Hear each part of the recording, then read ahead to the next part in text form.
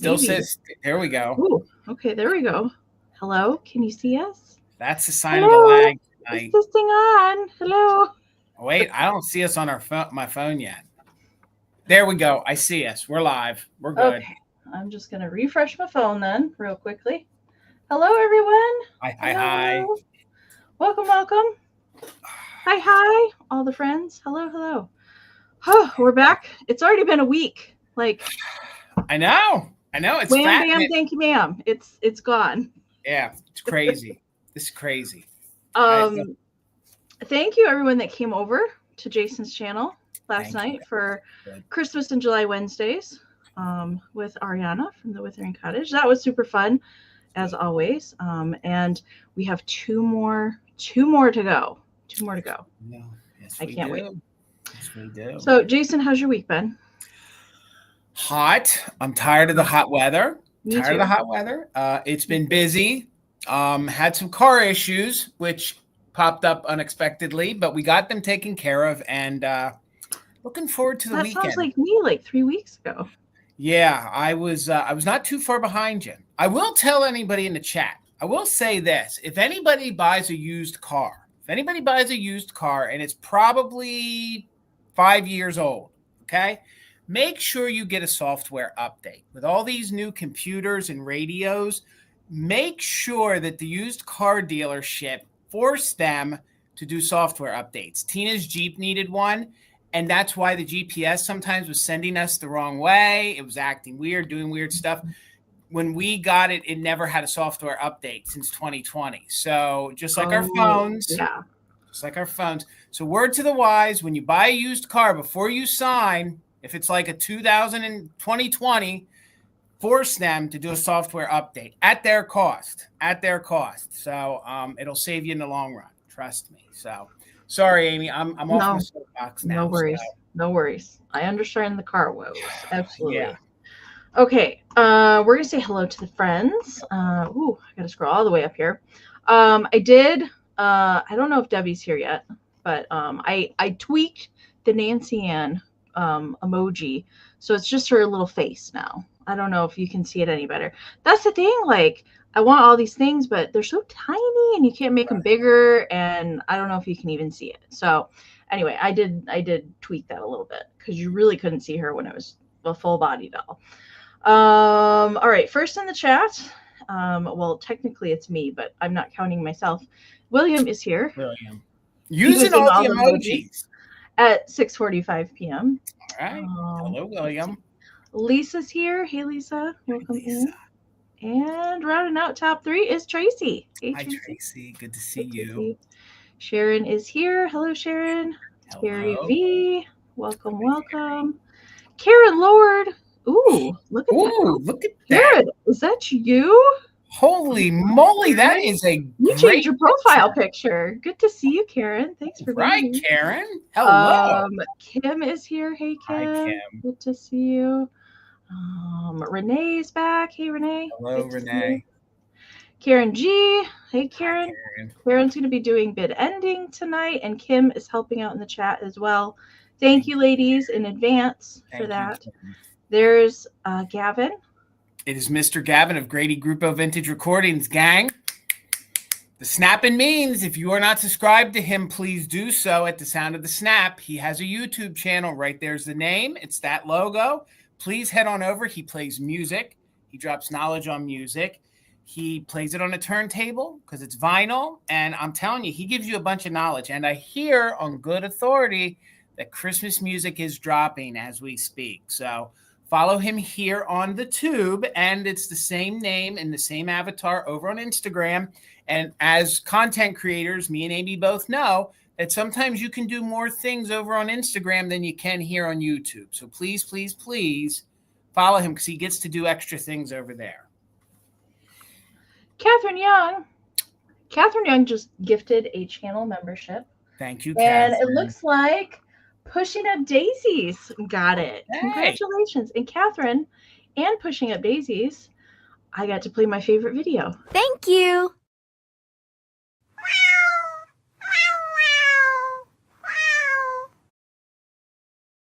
I think Cindy Lou's cat is going nuts right about now. If I recall. I'm wondering how many animals like respond to that. Meow meow. I know if I play a cat video on my phone or a reel or something like that, and there's cats talking, Parmesan will come from wherever he is, and he's like, "Is there another cat in here?" So I'm wondering if the video, sorry if the video causes your critters to go crazy. Okay, I lost my spot. Heather Gibbs is here. Hey, Heather. Hello, Heather. I think that's where I was. Mama Pam's here. Hey, Mom. Hello, Mama Pam. Good to see you. Paula is here. Hey, Paula. Hello, Paula. Jennifer. Welcome. Coco Girl. Hello. Girl. Lily Pond Treasures. Good to see you. Hello, Sharon. Good to see you. Jason's mom is here. Hey, Linda. I had it wrong. It's Cindy Lou's dog. No cat. Sorry, Cindy. Okay, gotcha. Aaron at Blueberry Barn is here. Diane, welcome. Hello. There's Tina. Hey, Tina. Hi, Tina. There's Debbie. Hey, Debbie. Debbie. I don't know if you were here at the beginning, Debbie, and you heard me, but I fixed the Nancy Ann. It's just a floating head now. I don't know if that's creepy or not, but I tried to fix it anyway. Who else am I seeing? Scroll. Brian is here. Hey, Brian. Hello, Brian. Carrie, welcome in. Hi, Carrie. Just everybody saying hello to one another. Cindy Lou. Hey, Cindy. Hello, Cindy. Fancy Rhea Starlight, welcome in. Hey, Michelle. Good to see you Michelle. tonight. Nikki Moss. Hey, Nikki. Good to see you. Hi, Nikki. Elaine Linney's here. Hey, Elaine. Hello. And Laura, Daffodil Fields Finds. Good to see you. Rachel, welcome in. Mary's here. Hey, Mary. Hello, Mary. There's Chris, my broom closet. Good to see you, Chris. Good to see you. Hope you're well, friend. Miss Shannon Farrar. Hey, Shannon. Hello, Shannon. Good to see you. Angela's here with us. Angela.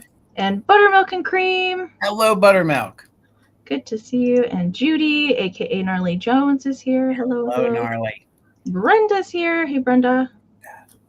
Retro D. Hello, Retro D. Laura Circle 7. Hi, Laura. Catherine, I already said hi to you, and thank you again, Catherine. That was super nice. Minx is here. Just a lot of hellos. We have a newbie. We have a newbie coming up, Amy. Janet is here. Hey, Janet. Welcome in. Wendy. Hello, lady. Good to see you. Spark Joy in Life. Miles J. Welcome. First time in. Well, thank you for being here. Joe is here. Hey, Joe. Joe, good to see you, sir. I think I have reached the bottom. If I missed you, I do apologize, but welcome. So glad that we have familiar faces and some new faces in the chat tonight. So if anybody has questions as we go along, Peppermint Patty and Kim, good to see you both. Thanks for being here. Okay, so if anybody has questions as we go along, don't hesitate to ask them down in the chat. We do have a lot of helpful folks down there that could probably answer questions for you if we cannot ourselves, but we will do our best. And we do have, how many rounds do we have? 18 rounds of goodies tonight. So we'll briefly talk about how the sale is going to work, the rules, if you will. And then we will talk about a couple things coming up that we have going on. And then we'll get right into it. Okay. And I do have community share tonight from Matthew B. and one from Nikki Moss that I missed last week. Somehow I missed it. So you get a bonus from Nikki this week. That's a good one, Nikki. So that will be following the sale tonight. Our community share is always after our live sale. All right. So we'll go over how the sale is going to work. First and foremost, before I get into the nuts and berries of the sale, check and make sure you're in live chat, all messages. And if you are coming over from the Gram for the first time tonight, you want to be logged into your account in the YouTube app. Okay, so make sure you're logged in. That's the only way that you can type in the live chat So make sure you're logged in, live chat all messages, and I will always explain that we have a lag here on the tube. Unfortunately, we cannot make it go away. So with that being said, if you do plan to bid on anything tonight, we recommend that you refresh before you put any bids into the chat. So you can either exit out of YouTube completely and come back in, or the faster way to do so, you can tap on the screen, doesn't require you to leave the sale. So mobile devices are going to be faster options for you if you do plan to bid. If you touch the screen in the upper right-hand corner on those mobile devices, you can find a gear wheel icon, playback speed, and hit 2 times. If you're lagging behind at all, we will sound funny. We'll sound like chipmunks until you're caught up with us live again. So do that as often as possible. I highly recommend it. And if you're watching on a computer, lower right-hand corner, you can find those settings as well. Okay, so playback speed, 2 times, get you caught back up. All right, so make sure and do that. Yes, the lag is real, and it has been as of late pretty terrible. Okay, so we will be doing auction style tonight. So we will give you a starting price. I will pin it up here on the screen. If you are interested in bidding on anything tonight, all you have to do is type your bids down into the live chat, and we will describe the item to you. We will note any kind of makers, measurements, and if there's any kind of issues with the item that we're showing. So if there's chips, repairs, any kind of damage, we do our best to show everything to you here on the screen, so you can make an informed decision if you want to bid on it or not. Okay, but we do our best. But keep in mind, vintage and antique items that we're showing tonight have had a life, but we do our best to show all that to you. All right, so we will do a 20-second countdown to account for the lag. All right, so don't wait until the last second to put bids in there. I know sometimes on other platforms you can wait till the last second and get in there right before the bid end. That does not happen here on YouTube. Unfortunately, more than likely you will come in after the bid end. So we count bids that come in before the official bid end of Karen G. So the highest bid that we see come in before Karen's bid end will be the winner on those items. We are also doing just in case bids here tonight. So if you want to use a just in case, this is how it works. If you don't want to use a just in case, you don't have to, but it is available for those who would like to use it that are active bidders. So all that we ask to use a just in case is that you've put in at least one straight bid on the current item that we are showing. Then you are welcome to use a just in case bid during the countdown only. So the just in case is the max amount that you're willing to pay for the item plus the letters JIC. You type that into the chat during the countdown. So let's say that the item is at $20, but you're willing to go up to $50. You have your $20 bid in there, and then during the countdown, you can type in JIC 50. And if your just in case is the highest before the bid end, we will bid you up $1 over the next highest bid. But do keep in mind, if there's multiple just in cases, put into the chat that come in before the bid end, those do turn into regular bids. And right now, our emails are up here on the screen. You can take a screenshot if you need to come back to that. You can find all of our information down in the description of the video. I've pinned it in a comment at the very top of the chat. And my lovely mod ladies put them in the chat throughout the sale. So pretty easy to find our email. But if you win an item tonight, we do need some information from you, especially if you're a brand new buyer to either Jason or I. You can send us a joint email. We don't mind that. But we do need information sent to us before the end of the broadcast tonight. So we need an email sent to us with your YouTube screen name, your real name if it's different from your screen name, your full shipping address, and an email that we can send a PayPal invoice to. Jason and I do both use PayPal to do our invoicing. But if you don't have a PayPal account, that is okay. You can still shop with us. Just let us know when you send all that information to us that you want to check out as a guest. When we send our invoices out, we can send you a direct link to that invoice, and then you can check out with any debit, credit, Venmo, Apple Pay, or PayPal. And keep in mind, once we do send those invoices out, payment is due within 24 to 48 hours of receiving that invoice. And shipping is not included in the winning bid price. That is additional to the winning bid. And we do offer discounted shipping through Pirate Ship. So we both use that. So we get discounted shipping rates versus the full on retail from the post office. You guys pay the same thing that we do at a deep discount. So we're happy to be able to pass that savings on to you guys. Rate is calculated from your zip code to our zip code, the weight and size of your package. That's why we need your full shipping address. And we do have shipping available to anywhere in the US, Canada, and Australia. And I will let Jason talk about that last point, and then we'll talk about when we're doing our packing and invoicing this week.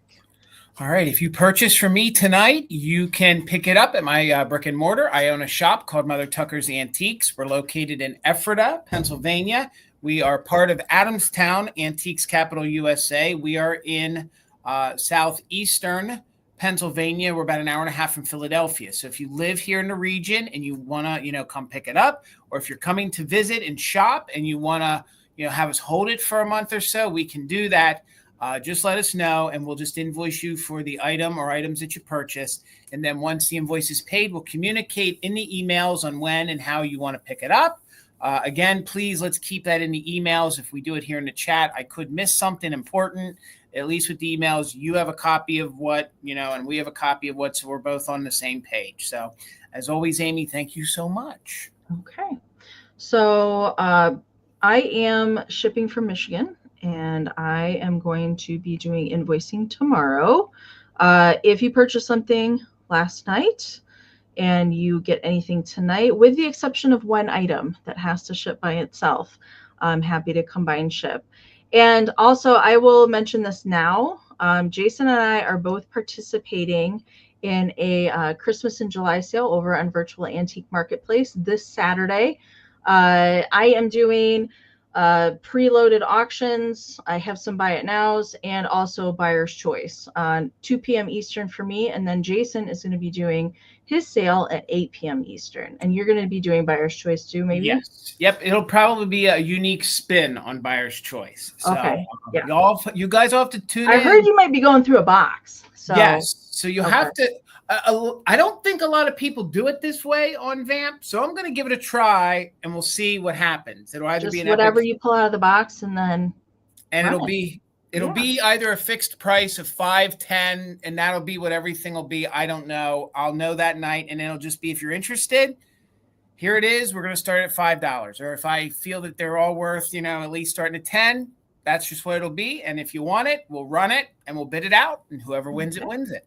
So we'll give it a go. All vintage Christmas. I do have some handmades. Yes. I have all my auctions preloaded, open for pre-bidding over there. Some people have already pre-bid, and I still have yet to load in my auction thing or my buyer's choice things. But why I showed that up there, if you guys plan to come over to Virtual Antique Marketplace on Saturday, email me or email us and let us know that you want us to hold your packages through Saturday, because we can combine ship these with those. Okay. Yes. So just a little bit of saving on shipping.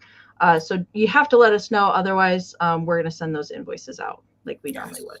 Yes. Because literally, as I said last night, as I'm going live, Tina will probably be sending out the invoices. So, yeah. And I ship out of Pennsylvania. And like I had just said, if those invoices are going out, I'll be doing all of my packing and getting them ready to be invoiced on Saturday. And please, tomorrow night, if anybody's available, Tina will be having her Whatnot sale, her jewelry sale. That'll be at 7 p.m. Eastern over on Whatnot. I will do my best to keep you guys in the loop of promos of what she has coming up. Hopefully here in the near future, there will be reels with some video. She does a reel on Whatnot, but I will show it. And if she picks another date or time, I will keep you guys in the loop of that as well. Thank you so much, guys. And I will quick show this for next week. I will probably show it again at the end of our broadcast. But Christmas in July Wednesdays over on Jason's channel. Make sure you're subscribed to Mother Tucker's Antiques. Our special guest for Christmas in July Wednesdays at 7 p.m. Eastern next Wednesday is Heather of Antique Agenda. Yay, Heather! Yes. So we have next week and then one more week. Yes. Misty's going to be rounding out the month with us. Yes. So that's going to be a lot of fun. Good time. Okay. I guess I will get the screen set up. Philomena, I did see your question. I'm not sure about that. I will check on that and I will email you because I am not 100%. Unless Karen knows, I don't know. don't know the answer to that. I don't know either. I'm not sure, but I will find out the answer for you. Okay, let me get the screen set up there, and Jason's gonna have me go first. Please, please. It's bad karma if someone else goes first. I'm gonna start with a choice round tonight, and I do have some Rempel diamond pottery things and a very special thing. If you didn't see my preview, that will be coming later. But we're going to start choice off tonight with some good old Rempel squeaks. I myself am collecting Rempel squeaks, although I am more or less collecting the hardened, mangled ones that I feel sorry for, not the good soft ones. So I have two tonight, and these are both nice and soft and still squeak. Okay. These have been cleaned, FYI. This is just kind of how they end up being, is they just end up, you know, they kind of have a life. They've been played with. They get stained. But I think overall these are nice. I have seen some in a lot worse shape than this. So these are the two that I have for choice tonight. I have Perky the puppy, and these are 1940s squeaks. All right, metal squeaky. All right, they are both stamped. So this one's got the little Rempel Enterprises little stamp marking here. So Perky the pup is the first one. I love these. Love, love. Mine is hardened, the one that I have, totally hardened. And then I have Hoppy the bunny. Hoppy the bunny. He's so cute. Now he still has color left on him. Perky's got a little bit in his mouth and on his little muzzle there, but he still has a little bit of the blue left in his eyes and nose and mouth. And his stamping is here on the back of his head. There's Heather. Hey, Heather. Good to see you. And there's his little bunny butt and a little bit of denting going on him, but he still stands. They both stand really good. This one also has the metal squeak there on the bottom. I see Carrie and MJ both in at 10. Thank you both so much. And measurements really quick on these guys. They are 6 1/4 by 2 1/2 on Mr. Hoppy, and about 5 by 4 on Perky. Okay. Let me get caught up on the chat. Carrie and MJ both at 11, and Renee is in at 12. All right. So let's count these down and find out how bad the lag is tonight together for fun. All right, we're looking for 13 or more on choice of Rempel squeaks. 20, 19, 18, 17, 16, 15, 14, 13, 12, 11, 10, 9, 8, 7, 6, 5, 4, 3, 2, 1, bid end. Amy, Gavin wants to know, does the metal part of the squeak help date them? Yes, metal squeaks are always going to be older. They switched to plastic around the mid 50s. They switched to plastic. Most of them switched to plastic. All right, MJ is here just in case. All right, and there's the bid end from Karen. All right, so Renee had the high bid at 12. MJ had it just in case. So MJ at 13. Let me know if you want puppy or bunny. Puppy or bunny. And then Renee will get second choice. Heather, are you back home now? Are you back home? I think from she is. Jet setting across the pond? All right, MJ is going to take Mr. Hoppy. You got it. Thank you so much. So Renee, let me know if you want Perky the pup. If Renee passes, Carrie, you're on deck. And I think that was everybody I had bidding. Thank you all so much. I can just watch the chat. All right, Amy, $12 choice. $12 choice. It looks like Renee wants puppy. Okay, you got it. Thank you. She's hoping for Perky. Okay. We usually don't find these miniatures. These are made by Joseph Original. So I just think they're really different. They're really unique. We have Ostrich Friend, who doesn't want to look at the camera, but we'll straighten him up in a minute. And we have Little Piggy Friend, who I actually think is getting ready to dine on a ham. I think he's going to dine on a ham. So they apparently made series of these miniatures. I do know they made ham. I want to pretend it's cake, but I really think it's kind of morbid, a little bit. I really think he's eating a ham. So they apparently made series of these miniatures. I do know they made, you know, normal, larger sizes of these figurines. I actually had one of the bigger ostriches in our collection for a long, long time. I know, Jennifer. It's kind of funny. So, but apparently these Joseph originals are a little on the harder side to find for miniatures. So I don't know. Is it a ham, or are we just going to pretend it's a piece of cake? I'm going to pretend it's a piece of cake. I think it might be some sort of gelatin dessert, you know, that they like to make in the mid-century. Okay, all right. Or I was wondering if it'd be pork roll. I don't know. But nonetheless, he has his eyes because he is so happy. It is a Yule log, Catherine. Exactly. Hit the nail on the head. And he is so happy to dine on this. So if you guys collect miniatures, it's harder to find these than it is a Hagen Renneker. They kind of fit in with those, and they have a great high quality. So this little guy here, he measures about 1 3/4 inches all the way around, all his cold paint. And these are actually tinier than the mice that they make. And there you can see he has his original Joseph original sticker. So there he is. That's going to be your first one to choose from. I want to get him to focus. There's what the bottom looks like. He has his original Japan sticker. And this ostrich I love.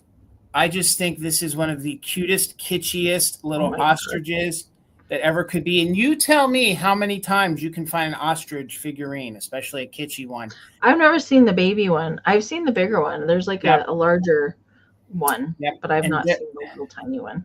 And there's two colors. I think the more adult ones are like a gray with pink. Yeah. And then this one's just like a little butter yellow little guy. So he has his original little Japan label on the back. He doesn't have a Joseph original label anywhere on him. Maybe he did.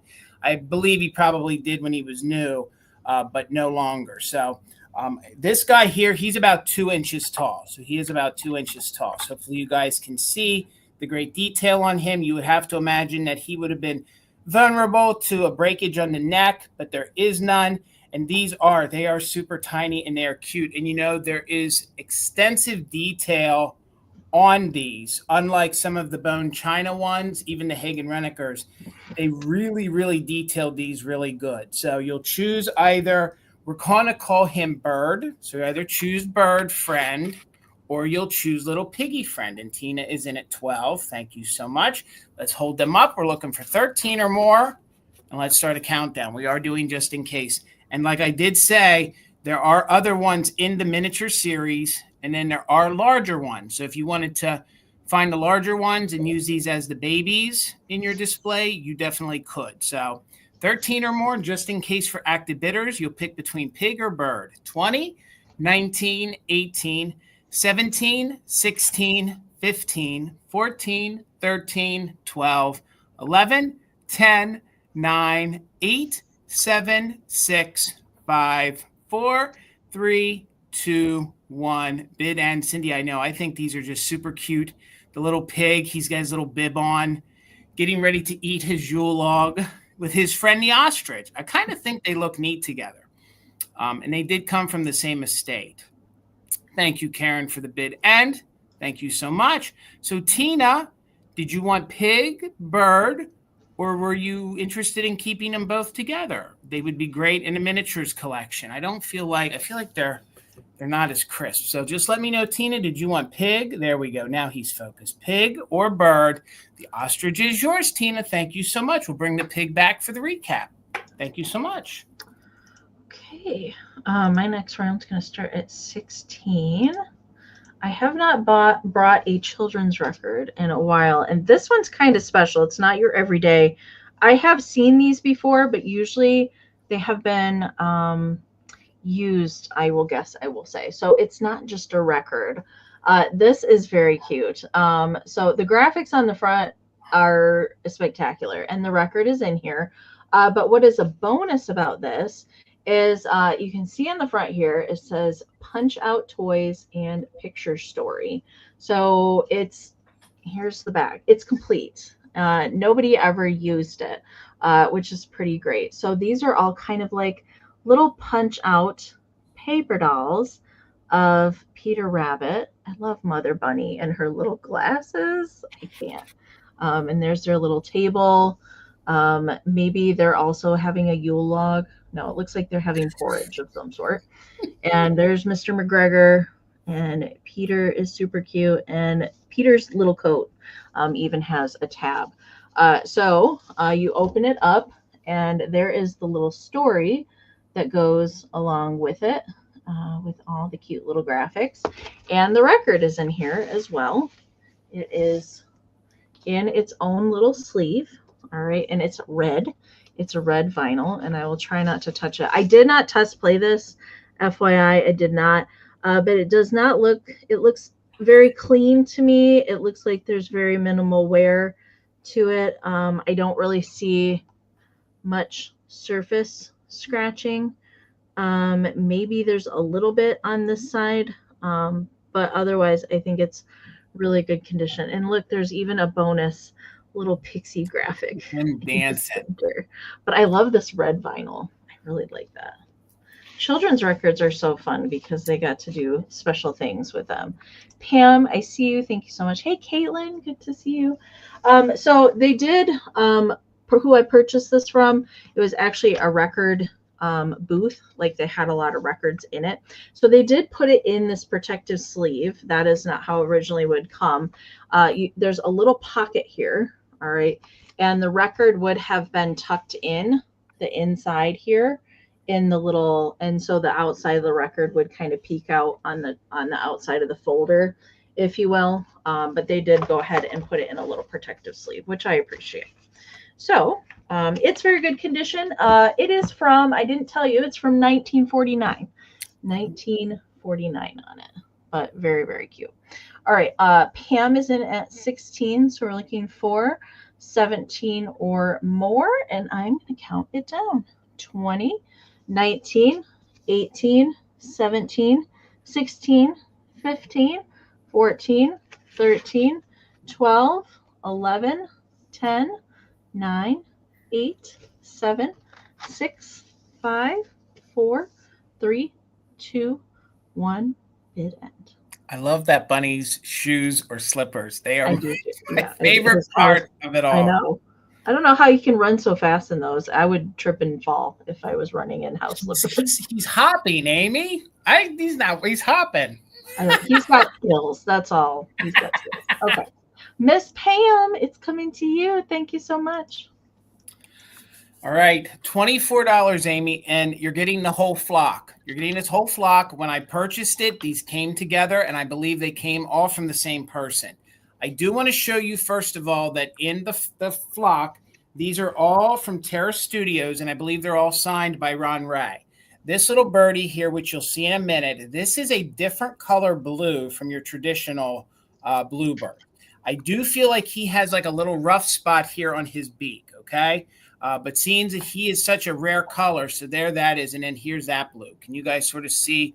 This one is a different kind of blue. It's more of a periwinkle, more of a this is more of, it's more of like a solar blue. I don't know, maybe like a blue purple. It's a purplish blue, but I mean, that's, yeah, I know, Sharon. It's just when the light isn't doing it justice. There you go. Now you can see the difference in the blues. Do you see how this one is a little bit more purple than the traditional blue? But you're going to get all three of them, okay? I'm pretty sure that all three of them are signed Ron Ray, and I do believe they're all from 1992. So for $24, you're going to get all these three little ones, which are a little harder to find than your traditional sized Terara Studio Bluebirds, okay? So the other two are different sizes. So actually for your 24, you're getting three different sizes of these Bluebirds, okay? And I'm pretty sure, like I said, they're all from 1992. The reason why I can't verify is what's even better is this one has its original sticker on the bottom. And it actually says on the bottom here, it says Grandma's Bluebirds. And then it gives the Fayetteville, Arkansas, which was what Terara Studios was. So at some point they called themselves Grandma's Bluebirds. The date, partial date, is under that tag, okay? So you can see 1990 something, all right? But I didn't want to remove the tag because I kind of think that's neat that that's on there. And seeing that they came from the same estate and the other two are from 1992, I have to believe he is too. So he measures 2.5 inches. So if you're collecting Bluebirds and you're trying to get the different sizes, he is your 2.5 inch. No chip to his beak. You're also going to get this one that we can see. This one doesn't have its sticker. This one is signed, and it is Ron Ray, and that one is 1992. This one is 2 inches. So this one is 2 inches across, okay? And then this little nugget right here, who is also etched and signed Ron Ray, 1992. He comes in at about 1.25 inches. Now you guys can see when I hold them back here like that, this is a different color. A lot of these small ones mimic the Swedish birds. I've sold some of the small ones that were Swedish birds, and they're that same kind of size. So this one is etched here on the side of his tail feather. I know it's upside down, but you can just kind of see upside down 1992. So fun collectible. I have Bluebird salt and pepper shakers coming up tonight. I thought maybe these would go well with it. I do know every now and again when these Bluebirds pop up in a live, folks are still collecting them. They want to add them. They just want some of the obscure sizes that you don't find that often. So let's go ahead and do a countdown. Thank you so much, Robin. I see you're 24, so we're looking for 25 or more. And again, guys, you're getting all 3 of these. It's not choice on them. A lot of times when these Bluebirds come up, it's choice. You're going to get the whole instant collection. So for the 24, you're getting all 3 of these smaller Bluebirds. And I do believe they're all from 1992. So let's do a countdown from 20, 19, 18, 17, 16, 15, 14, 13, 12, 11, 10, 9, 8, 7, 6, 5, 4, 3, 2, 1. Bid end. If you're not seeing it in person, you'll have to take my word that that small one is a different, unique color blue. Actually, I think I've only had that color blue one other time in all the years of selling these Bluebirds. So there is our bid end. Thank you so much, Karen G. Robin, congratulations. They are yours. Thank you. Thank you. Congratulations, Robin. Okay. I am going back to Rempel, a.k.a. Diamond Pottery here for a moment. And this guy, so this is Tusky the elephant. And it is getting washed out. I'm very disappointed in that. He's actually mint green. Oh, I have never seen this planter in this colorway. It's usually like this color pink and like, you know, a little bit variegated. It's usually pink every time that I see this planter. I've never seen a light green one before. So that was new to me. So now it makes me wonder, are there other colors? Because I've never seen any besides the pink one. Maybe that's doing okay. It's a little bit better now. I don't know if the white is going to help. Now you can see he's like a light minty green. I really like that. So he is based on the Rempel squeak of Tusky the elephant, although they did add the little seat part on him. The squeak does not have that molded in him. He's in really nice shape too. There's no chipping or repairs to him. The only thing that I wanted to note, there's a couple little glaze slips. So that is right in there. The glaze did not take to the pottery. There's a little spot right there, and there's a little spot right in here where like the glaze just did not take. It is still sealed in there, but it just kind of has like a texture to it because you can feel the pottery underneath. Okay, but no chipping, and I don't believe that there was ever a plant in here. It does not look like there was. There's not any calcification or heavy crazing or staining or anything that inside of the planter. All right, this one unfortunately does not have the Diamond Pottery foil sticker. Like the last piece that I had did actually have the good old foil sticker, but this does not. And sometimes it would have a very faint, it's kind of like a diamond marking here on the bottom somewhere. I can't quite tell if there's one that's super faded there or not, but they didn't do a very good job of marking their pieces. Measurement for this guy, he is 6.5 inches long, so he's a pretty good sized planter there, and about 5.25 inches tall. I didn't measure the width of him, but I like he's running towards you. I really like, he's got a lot of movement on him. He's big strides. I love him. All right. I see Cindy Lou and Purple and Green Treasures, both in there. So Purple and Green's got the high bid right now at 19. So we are looking for 20 or more on the Diamond Pottery Tusky the Elephant. I love this color green. It would look really, I think you could use this at Christmas time too, because it's that kind of, not quite jadeite, but it's more minty green that would look really cool with some reds with it. I think if you wanted to incorporate, he could be a Christmas elephant for sure. All right, let's count him down. We're looking for 20 or more. 20, 19, 18, 17, 16, 15, 14, 13, 12, 11, 10, 9, 8, 7, 6, 5, 4, 3, 2, 1. Bid end. And you're right. He is a good luck elephant because his trunk is up. Yes. Did you say it, or can I ask, did they make one of these in pink by chance? Yeah, that's the only colorway that I've ever seen is pink on this one. Yeah. Yep. I thought so. All right. There's that bid end from Karen. Thank you so much. All right. Cindy Lou had it just in case of 30. Purple and Green had it just in case of 54. So Purple and Green, congratulations. It's yours for 31. Thank you so very much. All right, Amy, $28, and you're going to get not only this box, but you're going to get the contents that are in the box, okay? And this is how I got it. Did you say 31? I'm sorry. Nope, 28. 28. Sorry, I was reading and trying to listen. You're fine.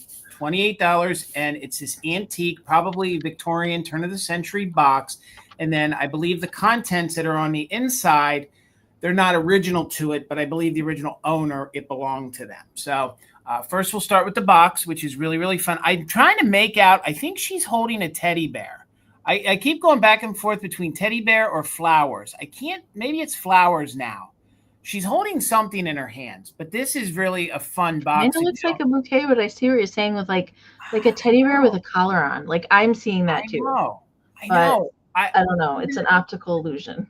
But it's really, really fun. It's a good, crisp graphic other than that. Like, look at her face. Again, this young lady here. I believe this may have been a makeup box. I think makeup or soaps, toiletries, something came in this box. So for 28, you're going to get the box. Look at her shoes. The shoes can probably tell you guys exactly the era in which this is from. And this is in black and white, but it's got like a blue kind of detail on it. So in very good condition, I should say.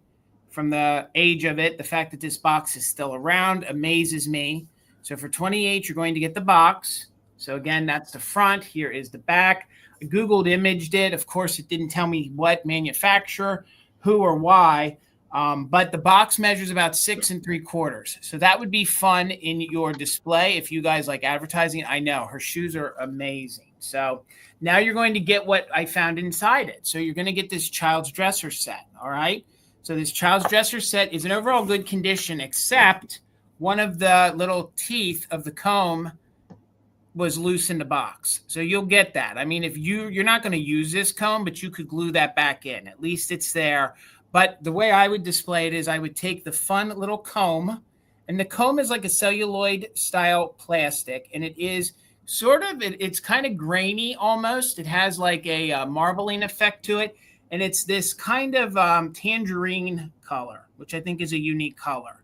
I think this is a little later than the box. If you wanted to display it, you could put that part in there so you may not see it all too much. Do you know what I mean? If that's how you want to display it. So for your 28, you're getting the box and you're getting the child's dresser set. So you get the fun little comb in overall good condition. You're getting the matching, and I love how they made these look like the adults. So you're getting the matching brush with the same exact kind of bristles that are on an adult's brush. And again, these are all tiny. I didn't measure each and every one. These would be great for your dolls. I know folks, so they're about 4 inches. So I know folks love child toys, but I actually believe this was a little manicure set for a child. So you'll get the brush, and then I'm really excited. You're going to get the little hand mirror. So you get the fun little hand mirror.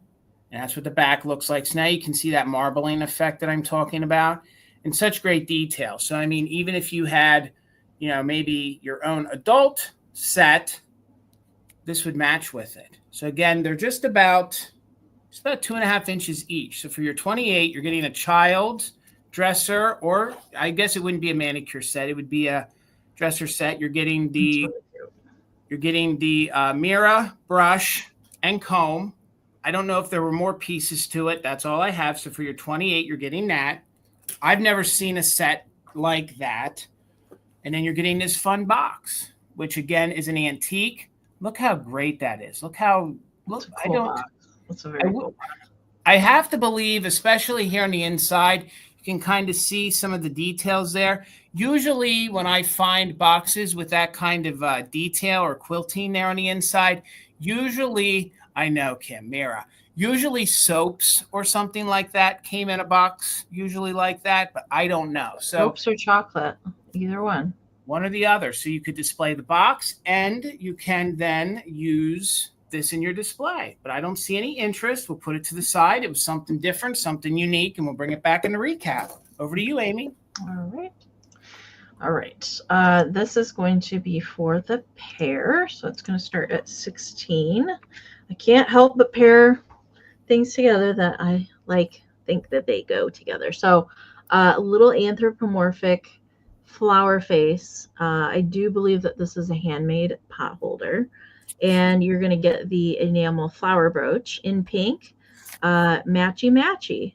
I just thought it was cute that she was looking at a flower. I just really like that. So that's why I paired them together.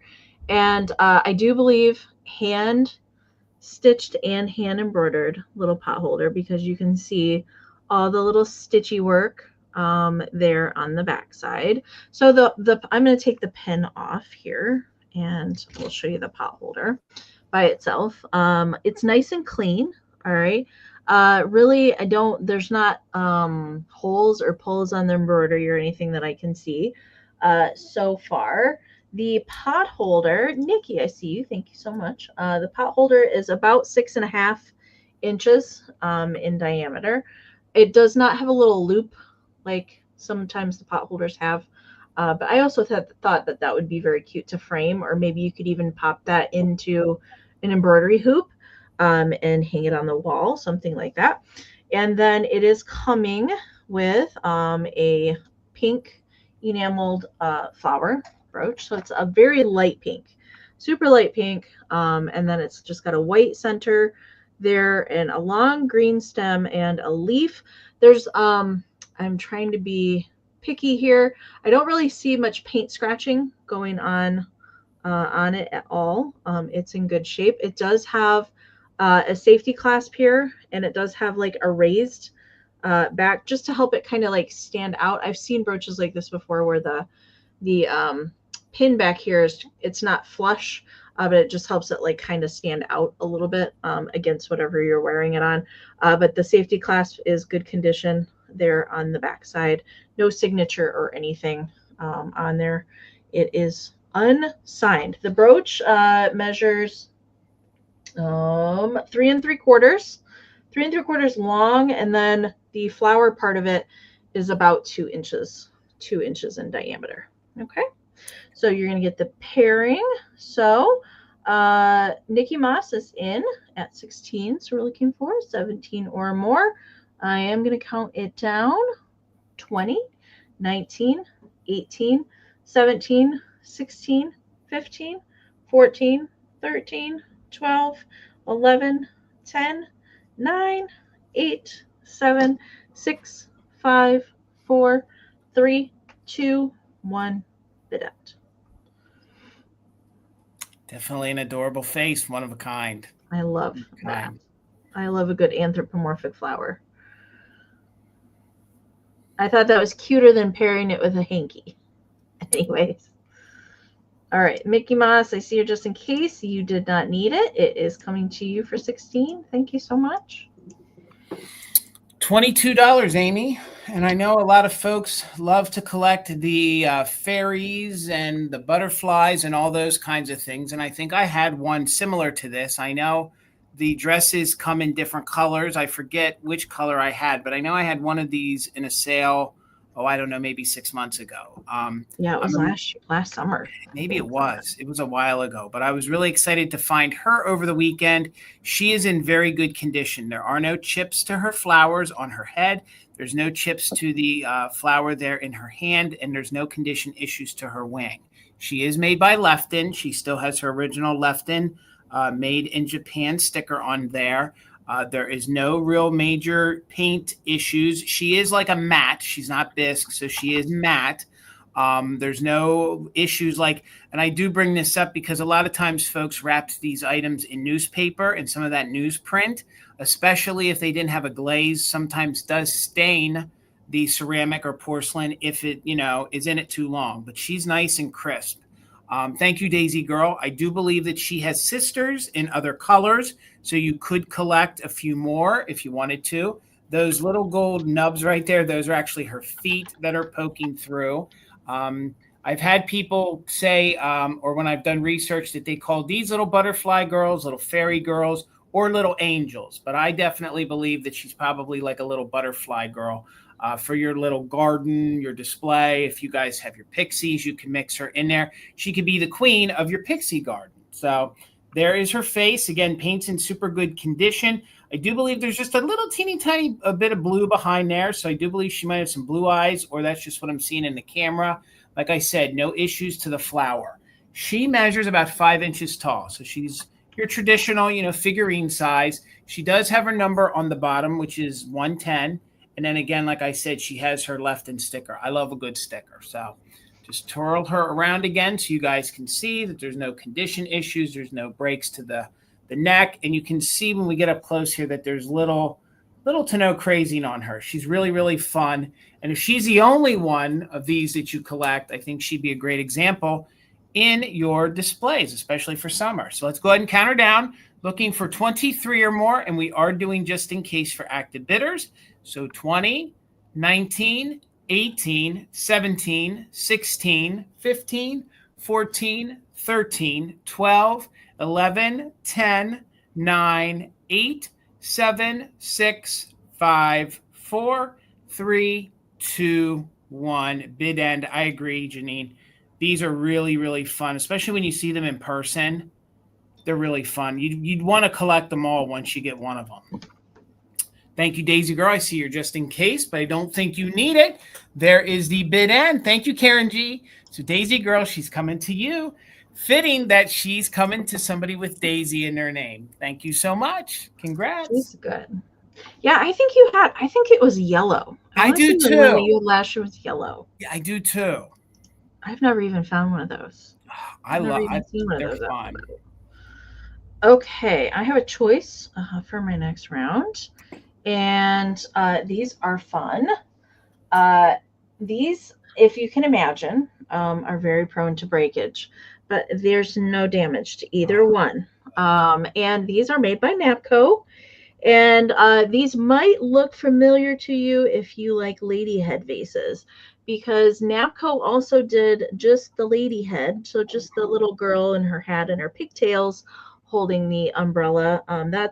That's a pretty recognizable head vase, but these are the coordinating figurines that match with 2 of the colorways of those lady head vases. And these are both in excellent condition. There's no chipping. There's a little bit of crazing. The paint is good on both of them. So I thought I would bring them both tonight. So I'm going to set my board down and I'm going to show each one individually. All right. So here's the bottom of the pink one. So no longer have Napco foil stickers there. But this is like, she's kind of like a plum, like a purpley pink, if you will, for her colorway. And she's got her little yellow basket and her little brown pigtails. And this metal stand is typically something that's missing. A lot of the times with the lady head vases, especially, that pole goes missing. And then the umbrella part itself does come off. And a lot of times these have damage. Neither one of them do. It just has a hole here so that it didn't explode in the kiln. But good condition on the umbrella. So the pole can come out of here, and so does the umbrella come off. It's not meant to be permanently adhered on there, although I have seen people glue them on so they don't come off anymore. And there's the back of her. Very nice condition on this one. Actually, they're both very nice. And the blue gal here, same kind of deal with her. She's just a different colorway. And so she's dressed in blue. And just like her lady head, brunette hair. And here is her little umbrella. Same kind of style as the pinky one. We'll turn her to the back. Again, really just not really any kind of issues that I can tell you about her. Same kind of deal with her. No foil sticker left on her either. So measurement for these guys, they are 5 3/4 inches tall and 2 3/4 inches wide. Pretty much the umbrella is kind of kicked out to the side a little bit. And Janine, I see you. Thank you so much. Just kind of kicked out to the little side. That's kind of where their width comes from. But really cute. I love these. I'd never run across these without damage before. The last one I saw these, the umbrella was completely split in half and repaired and glued, and they had replaced the metal umbrella stand with a toothpick. So that was the last one that I saw of these. So Janine's in at 16. This is her choice. We are looking for 17 or more, and I'm going to count them down. 20, 19, 18, 17, 16, 15, 14, 13, 12, 11, 10, 9, 8, 7, 6, 5, 4, 3, 2, 1. A bid end. Those wires are impossible to duplicate. You just can never find replacements. They really are meticulous. Yep.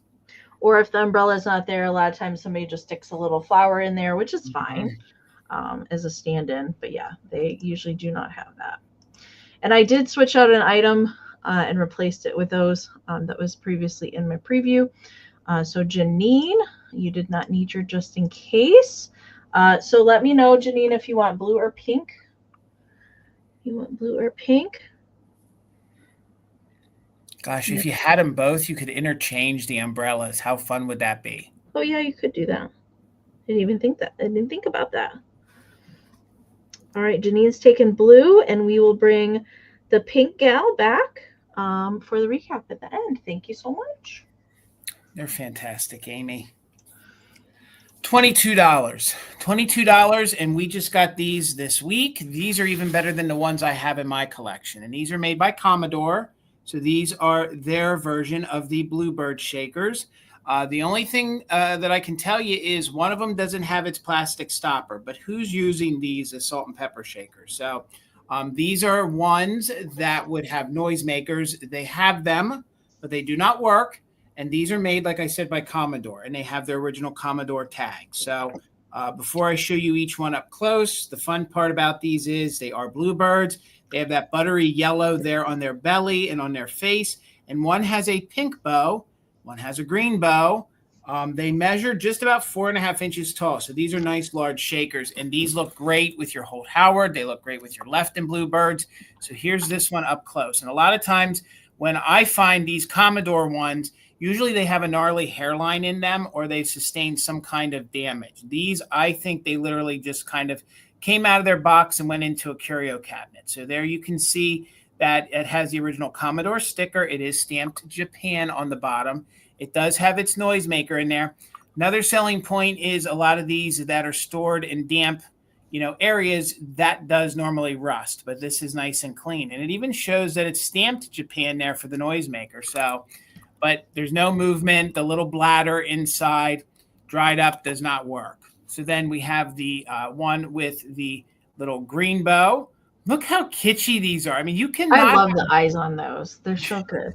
You cannot have a bad day if you're looking at these cute little Bluebirds in your kitchen, in your dining room, wherever you're going to have them or put them. So this guy here, he does have his original plastic stopper. He's the 2-hole, and he is also marked Commodore and Japan there on the back. And he has his original metal little noisemaker, which does not work, So, and this one was your 3-hole. So please pardon me. That one is the 3-hole. So again, no chips or cracks, no chips to the beak whatsoever. And each one of these measures 4.5 inches tall. So they're about the size, if you guys are familiar, of like the winking kitties and things like that. And these are actually going to be bigger than your Lefton Bluebird. So let me spin this one around. Usually the one with the pink bow, I usually always called the girl. And then just do note that those noisemakers can be a little loose. You got to push them back up in there. As I was twirling that on my thumb, it kind of wanted to fall down a little bit. So let me push that back up in there. And if they should ever come out, a little bit of Elmer's glue, or I take mine out so they're a little lighter. But it's back up in there, no condition. But they do get loose with age. Not like they're useful because they don't work anymore. And then this one has the little green bow. This one I always thought was sort of the little boy. And again, reading true to color, you're going to have the blue and the yellows. If you're fortunate enough to get the Peeps or the Chick version of Commodore, these sit very well with each other because the yellow, and I think there's actually some blue details on the Chick version of the Commodore shaker as well. So they sit very well and they pair well with each other. So thank you so much for your 22, Dana. Thank you so much. I got you for 22. So we're looking for 23 or more. Let's go ahead and start the countdown. No chips or cracks. And we are doing just in case if you're an active bidder, and these are Commodore. So 20, 19. Yes, Brian, there is a head vase. I'll be having it. Amy, I don't know if you have a head vase, but I do have one. It'll be probably. No, I don't have one, but I didn't know that you had one. Yeah. Brian, if you can stick with us, give me like 2 rounds and I'll bring it in. Okay. So it'll be in about 2 rounds. So back to the countdown. 18, 19, 17, 16, 15, 14, 13, 12, 11, 10, 9, 8, 7, 6, 5, 4, 3, 2, 1, bid end. I know we got to lag. Brian, again, give me 2 rounds and I'll move it up in my lineup and we'll bring the head vase here in about 2 rounds. So it'll be this one more, and then it'll be the lady head vase. So there is our bid end. All right, Brian, thank you so much. So congratulations. They're yours for $22. I love these. Thank you, thank you, thank you. Congratulations. Okay. All right. I have a Nancy Ann doll. One of my last ones. They're getting down there. I thought I'd bring this one tonight. I do have some kind of nursery rhyme kind of things tonight. And this one does have its box, and you can see it's marked Goldilocks, number 28. This was one of the very earlier ones. And she's in excellent condition. So let's open her up. Now I will say that her little armband, FYI, did come off of the gold band is still there. It's just a little paper sticker. It was kind of hanging on by a thread, but I do still have it. But there she is. She is in her box, all strapped in there. I'm not sure she was ever played with. She's in excellent condition. So she is the fully jointed body, movable head, movable arms, movable legs, composition. It's got the little Nancy Ann fan club mail-in order. It's got the little catalog that shows the dolls that were out at the time. And this is cool too. This is cool too. It also has the little cashiers. It was sold in December. It looks like December 5th. And then it was inspected by number 107. But anyway, that was like a store, some sort of store sticker. All right. But she's really nice and clean. And she's got, so this cardboard thing, I will just take that out so we can look at her maybe a little bit better. Okay. We'll get her unstrapped from the box. So there we go. Now you can come out and see her a little bit. So she's got kind of, it's like a lavender kind of dress with flowers on it. And then the little skirt here, felt hat. She's very cute. So of course, movable arms. And then she does have the movable head. And then underneath, she does have the movable legs too. And on the back, snapback dress, which they did earlier. So early in production, they did the snapbacks, and then later on they moved into safety pins. Don't ask me why. I don't know. I would have just I would think that they would start with safety pins and move on up in production and then add the snaps on, but they did not. So here's the little booklet. Not every time that I find them with the box do they have one of these, but they definitely don't have all the dolls in here. It only goes into the 200s, and there's quite a bit more than that. The very first issue book for these is black and white, and then they did switch to color. And then it shows Nancy in here on the back side, and there is the little, would you like to receive the following information of all of your collectors in order to compile a mailing list for future use? So that's in there too. So that's fun. Little piece of ephemera. All right. Oh yeah, Parm is here. He's bathing apparently. We'll leave him alone. All right. Nancy is in at 20. Thank you so much. So we're looking for 21 or more on the Nancy Ann. This is Little Miss Goldilocks. All right. And she does have her box and all her accoutrement. Okay. Let's count her down. 20, 19, 18, 17, 16, 15, 14, 13, 12, 11, 10, 9, 8, 7, 6, 5, 4, 3, 2, 1. Bid end. I love it when they're in their box and they're clean and crisp and they look like they're brand new. Super clean. Super duper clean. All right, there she is. Back in her box. All right. There we go. All right. I see Karen's bid end is in there. Nancy had a just in case of 34, but Debbie had a just in case of 76. So Debbie, it's yours for 35. Thank you so much. All right, Amy, $28. And I have something that's really unique. I believe it's one of a kind, or I believe that, should I say one of a kind in the aspect that it was handmade. So each one technically is one of a kind. So I have this kaleidoscope, okay, and I will show you guys how it works. It's very unique. It's very different. I have seen these before. I think these were sold in the 1990s. Okay, I had one of those. I remember having one of those like that. I think there was a company that made them. Now, I will tell you that you can tell that this is the melted lead that they use in stained glass. I am on the fence if that's true slag glass or if that's an acrylic. I have to tell you it's cold to the touch. So I do really believe that that is glass, okay? But I do not know. So the way this works is that there's the little eye slot, and then what you do is you turn it, and we'll actually show it to you there. How it works. That's your little eye slot right there. And then all of these little gems and all of this glitter and this is a plastic tube. As that moves and goes down, that's what causes the effect in the kaleidoscope. So you don't have to turn it or do anything. There are two bands here, so you can adjust this up and down if you want to. But by holding it and that glitter moving, that's what's going to cause the effect for you to view. So they took some wire. I think this is really fun and magical. I mean, if you guys are into kaleidoscopes, if you guys are into things that are unique, you can look how they bent the wire there. You can see that there's an opening. I'll try to show you an opening there. That's how you can view what's going on inside the kaleidoscope. Jason, when you make the look inside, I'm going to make you like full screen. Okay. All right. I wanted to warn you ahead of time. All right. Let me get it in line because you have to have it flowing very well. But before I show it, the measurement that I can give you the best is it measures 11.5 inches, and then it measures about 9 across like this. So this is fun.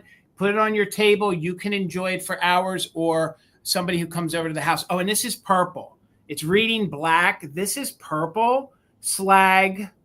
It's like an amethyst with white. So I know on the screen it might be looking black, but it is purple. So let me go ahead and get it up here in the screen. So hopefully you guys can see. Let's see if you guys can see it. If you can try and touch your camera with it. There we go. There we go. Now you guys can get, there you go. You can get the full effect. Hold on. When the glitter comes down, it really sparkles. It's moving. Let me flip it this way so we can get some more movement for you guys to see. The power of live television. Here we go. Oh, that's cool. Now it's once it really starts to move. Hold on. Yeah. Now it's really you can see the little star glitter that's in there. Yep. Now it's going to really start to move. Look, you can see everything coming through when the glitter That's goes through it. cool. Look, it does those little sparks. Isn't this really neat and really fun? I've never had a kaleidoscope like this. So, and then what you do is you just flip it around again. I love the star glitter. I do too. And with your eye, you get a better view than what my camera's showing you. So there it is again. It's coming. Hang on there. And you can just keep flipping it around, around, and around. And again, sorry, I'm a little shaky. There we go. So it's more, there you go. There's more effect to it when you're in person. So I think this is really, really fun. I think this would make a great gift for a youngster. It would make a great gift for maybe somebody who's into, you know, I don't know, kaleidoscopes. Maybe you're into like magic. You're into like just novel things that you don't normally see. I've never seen one exactly like this. I've seen one where the case is a little bit different. So $28 if anyone's interested. I couldn't really find any price points online. I just know what I've sold them for in the store. So it's definitely a unique piece. Again, the measurement on it is about 11.5 inches. I'm sorry, it's 9 inches long and it's 11.5 this way. So and the tube that has the glitter in it, that's glass too, isn't it? No, that's plastic. And I'm sort of plastic. happy. I'm sort of happy for safety that is plastic, because when you're moving that around, if that bangs something, it might break. So that's plastic. This is all lead. So this is metal. So you can tell that they melted that. Like stained glass, like they leaded it like stained glass. Yep, it's leaded exactly like a stained glass shade would be, a stained glass window would be, and you can sort of see through there. So you can sort of see through right here. And again, I'm going to stick with my gut and tell you that it's true glass. I don't think it's acrylic. I really believe that it's glass. There you can even see how crudely they pounded. They wanted it to look like it was an early piece. And it's very crude. It's very different. They actually pounded out that lead there. And then that's where the little slot is for you to view into. And then if I can show you here, that side's actually opened.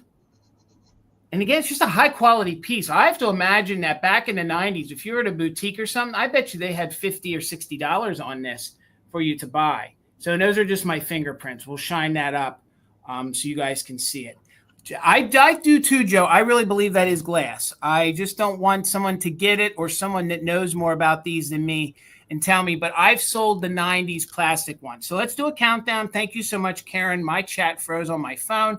So let's count it down. Karen G is in at 28. So we're looking for 29 or more. I believe it was a company that manufactured these in the 90s. 20, 19, 18, 17, 16, 15, 14, 13, 12, 11, 10, 9, 8, 7, 6, 5, 4, 3, 2, 1. Bid end. Now there's a big blob coming. Hold on here. Definitely old world charm prior to the internet, prior to all the fun things that we have today.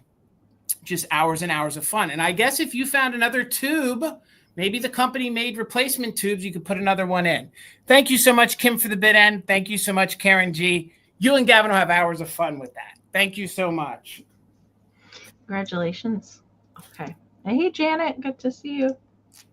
Okay. Let's see. I have a pair. So this is for the pair. They originally came as a set. So we're going to keep them together. Thank you, I have not found these, I don't know, probably 12 years since I've seen a set of these. It's not complete, sadly. It does not have all the babies. It's supposed to have another baby and then a black swan for the complete set. But I just have the mama and the one baby. And these are like wall mermaids or wall fish. These are wall swans. Schwann's. Who used to get Schwann's delivery service? I remember getting that. It's still around here in Michigan. Yep. I don't know if it is the rest of the company, but that's how I have to say Swan that way. But these are made by Napco, and so they're kind of pastel blue, getting a little washed out, but these are a relatively good condition for being wall pieces.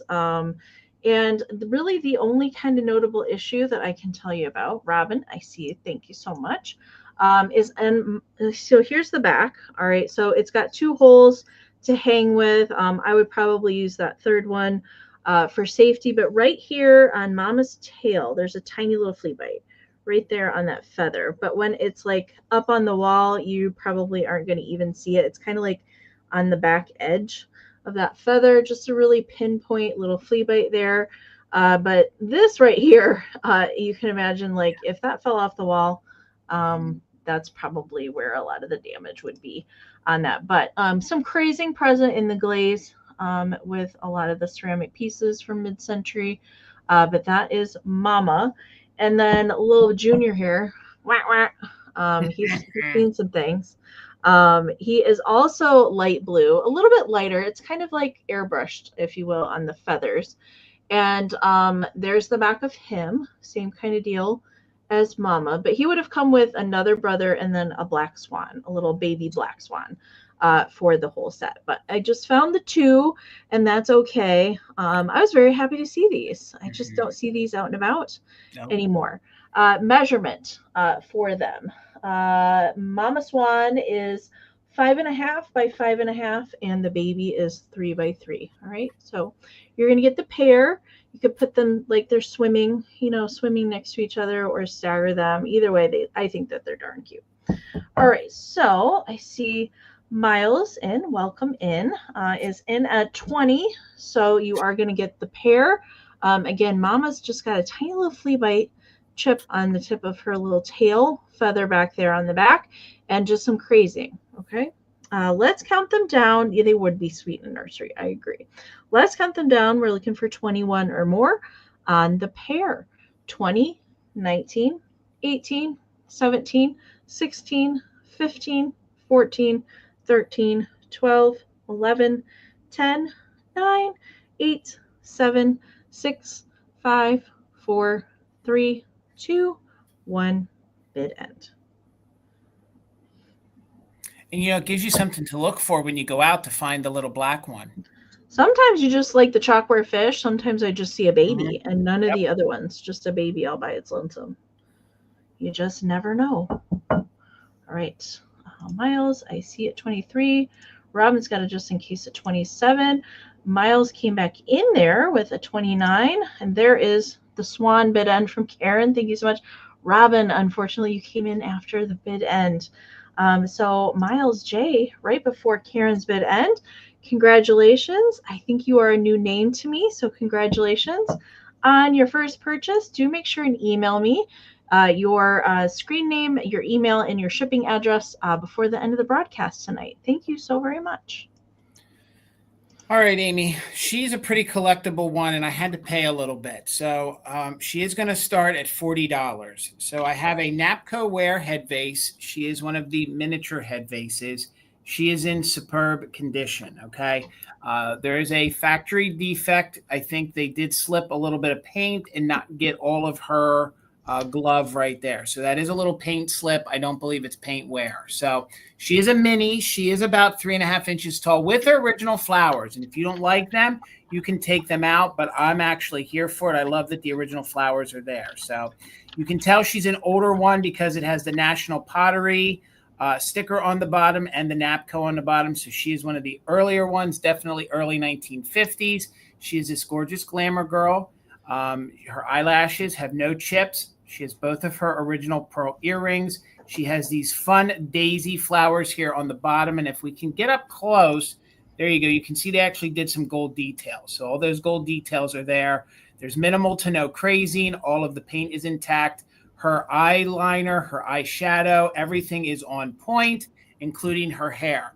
But in the inside, I'm sure there's some sticky tack in there that's holding the moss and the original flowers, which I'm there for because that's probably how the flower shop arranged her, and that's the way the individual kept it for nearly 70 years. So maybe even more than 70 years. So I think I love the one like that because if you had, I know it's taboo, but if you had a tiny little cigarette in that hand, I think that would look so fun. It kind of looks like just said that. She just said the same thing. Did they? Yeah. Yes, like a little cigarette in her hand. So, and then you can see how that one was poured, and then I do believe they attached that at the factory, and you can see that's like it's not flocked, but it's a satin. It's a satin paint that gives it a flocking effect. No issues. Usually when you find this sculpt, there's a finger that's been repaired or damaged. So she is super cute. Again, she is the 3.5-inch sized one with the flowers. She comes in at 6 inches tall. So, but the head vase itself is only the 3.5-inch tall one. So, and they did come in different colorways, but this one is the blue on blue. And then again, you can see there's her face. And then let me spin here. Her one earring seems to kind of get stuck in her hand sometimes. So you got to kind of jiggle it loose because it's right there. But both pearls, and there's no tarnishing or issues to that. She's very clean. I think she spent most of her life probably in a curio cabinet.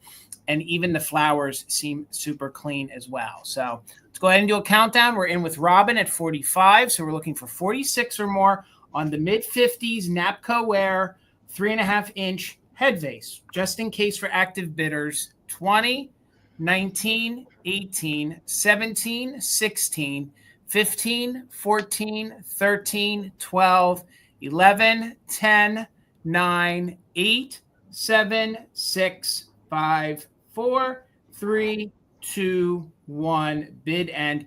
Very Marilyn Monroe, very Jackie O, very that 1955 to 65 look. Super iconic. And they made, of course, this sculpt in the other sizes. So if you want a graduating set, you could start with a large, this one and work your way up. So, okay. We had Brian with a 55 straight bid. Robin had a just in case. I'm sorry. Brian had a straight bid of 51. Robin had a just in case of 51 right before the bid end. So Brian, coming to you for $51. Congratulations. And those other bids came in after the bid end. So Brian, coming to you for 51. Thank you so much. Congratulations. All right, here's my reminder. If you haven't refreshed in a while, you might want to refresh. All right, so you can either close out of the app, close out of YouTube completely and come back in. The quicker way, tap the screen, upper right-hand corner, gear wheel, playback speed 2 times. If you're lagging behind, we're going to sound weird to you until you're caught up to us again. And computer, lower right-hand corner. So make sure you do the refreshing as often as you can, okay? Just a reminder, okay? I know most of you hear me say that 1,000 times a month, but can't say it enough, I feel like. Hey, it's okay. useful. This is going to be my highest start item of the sale tonight. And this is pretty spectacular. This is one of the coolest things I have found in years, and I don't say that lightly.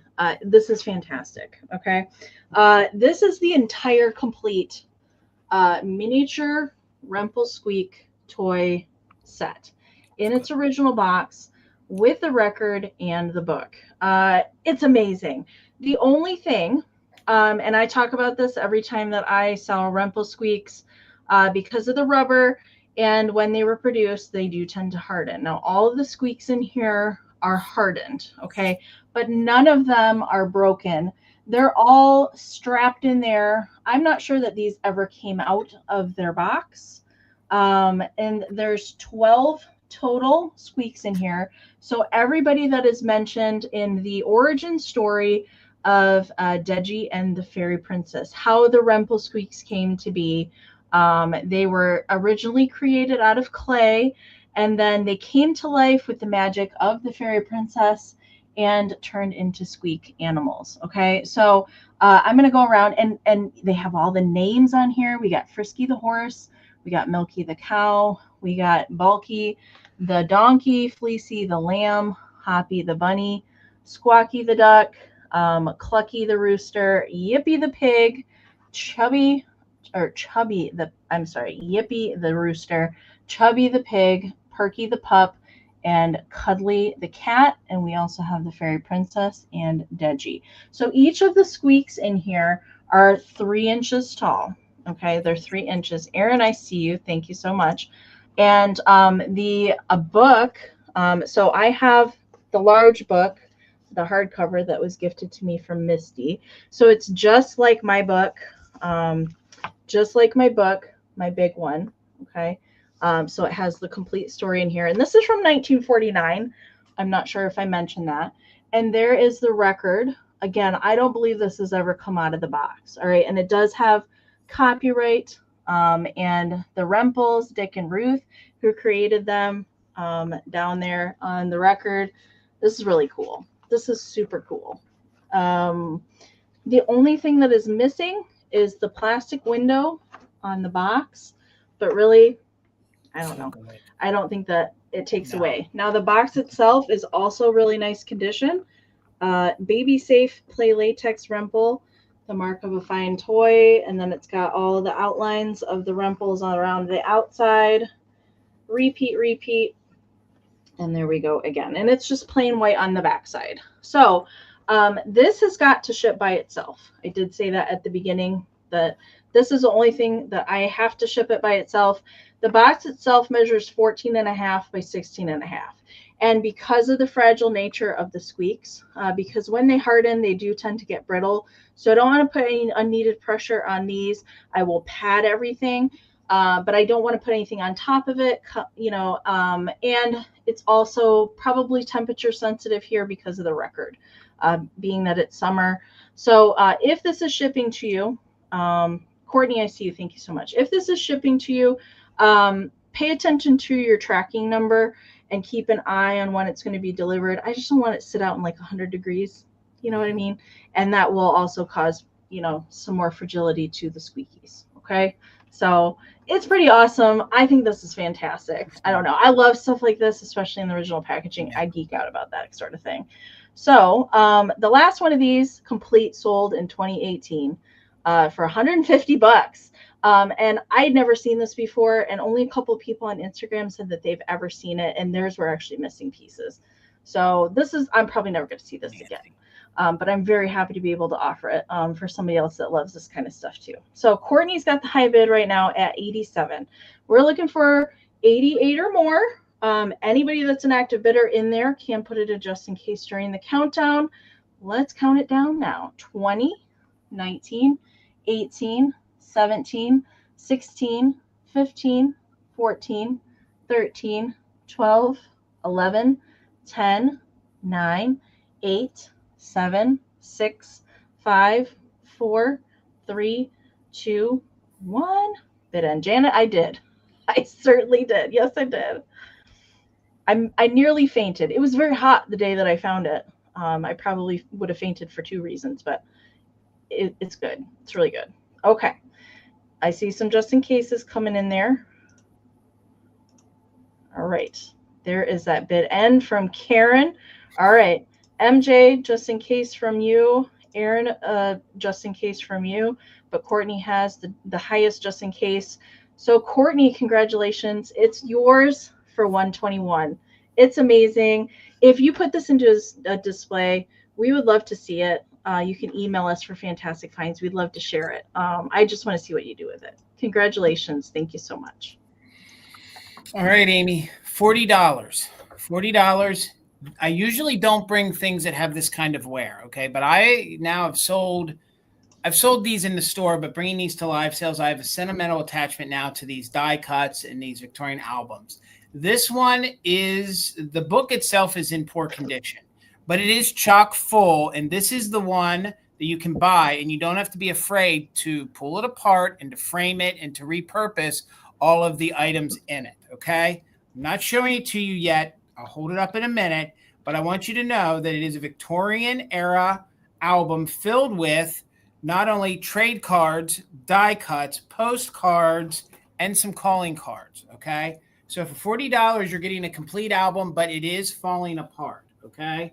So this is probably one of my favorite album covers. I've actually the cover on that. Oh my gosh. I've had one of these before. You can see the spine, okay? And if you know these books, you know that the pages do start to disintegrate. So the spine has fallen apart.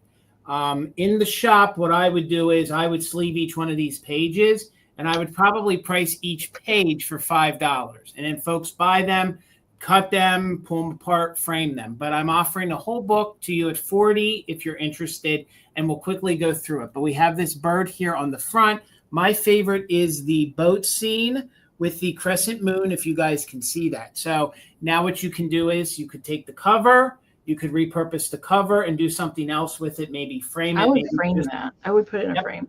Maybe just use that. So the book measures 15 by 11. 15 by 11. So there's the cover. So now let me show you what's on the inside. So this is some of the inside. So, and these are larger die cuts. So they're not your teeny tiny little ones. Some of these are a little harder to find. I do believe that this is, oh gosh, I believe this is considered a trade card. That should be advertising. I think that's the Dutch, the Dutch Coco. I believe she's the Dutch Coco, but I'm forgetting her name. I'm forgetting her name right now. So I'm going to be slow, but I'm going to move swift and show you as much as I can. So here's one of your pages. These are postcard size, these lithograph style. Look at this gorgeous one. So now you don't have to be afraid. You don't have to be afraid to frame that. You know what I mean? It's already ready to go. You can just tidy up the sides of it and go ahead and pop it into a frame. These larger die cuts are super harder. They're harder to find than the small ones. So I have this gorgeous. The pages here are still kind of together on this. So let me show you here. You have these fun die cuts. Look at the large flower die cut. Look at the Victorian shoe with the small ones. Here, some of these are your Victorian style ladies. Again, they're all in very good condition. Yes, the book is in disarray, but you're basically buying yourself a lot of Victorian era ephemera that you can repurpose. So all of those are little die cuts. Some of those are die cut parts from calling cards. Then we have all of these great. There's just one little piece of paper I want to get out of the way here. Wait till you see some of these die cuts with these birds. Look at the pheasant. Oh my gosh, the peacock. So again, what you do is some of this is falling apart. You pull it away as much as you want. Now you can repurpose that. You could reframe that. You could junk journal with it. Do whatever you want. Again, wait till you see some of these. Look at the shell. Look at this shell with the head coming out. Look at that. That's one I've never seen before. Super weird. I love that. I mean, so these are just really fun. You can do all sorts of different things with them. They're the little die cuts there. Some of them I'm sure are German. This one's really fun. This one comes out of a magazine. Look at this gorgeous Victorian woman.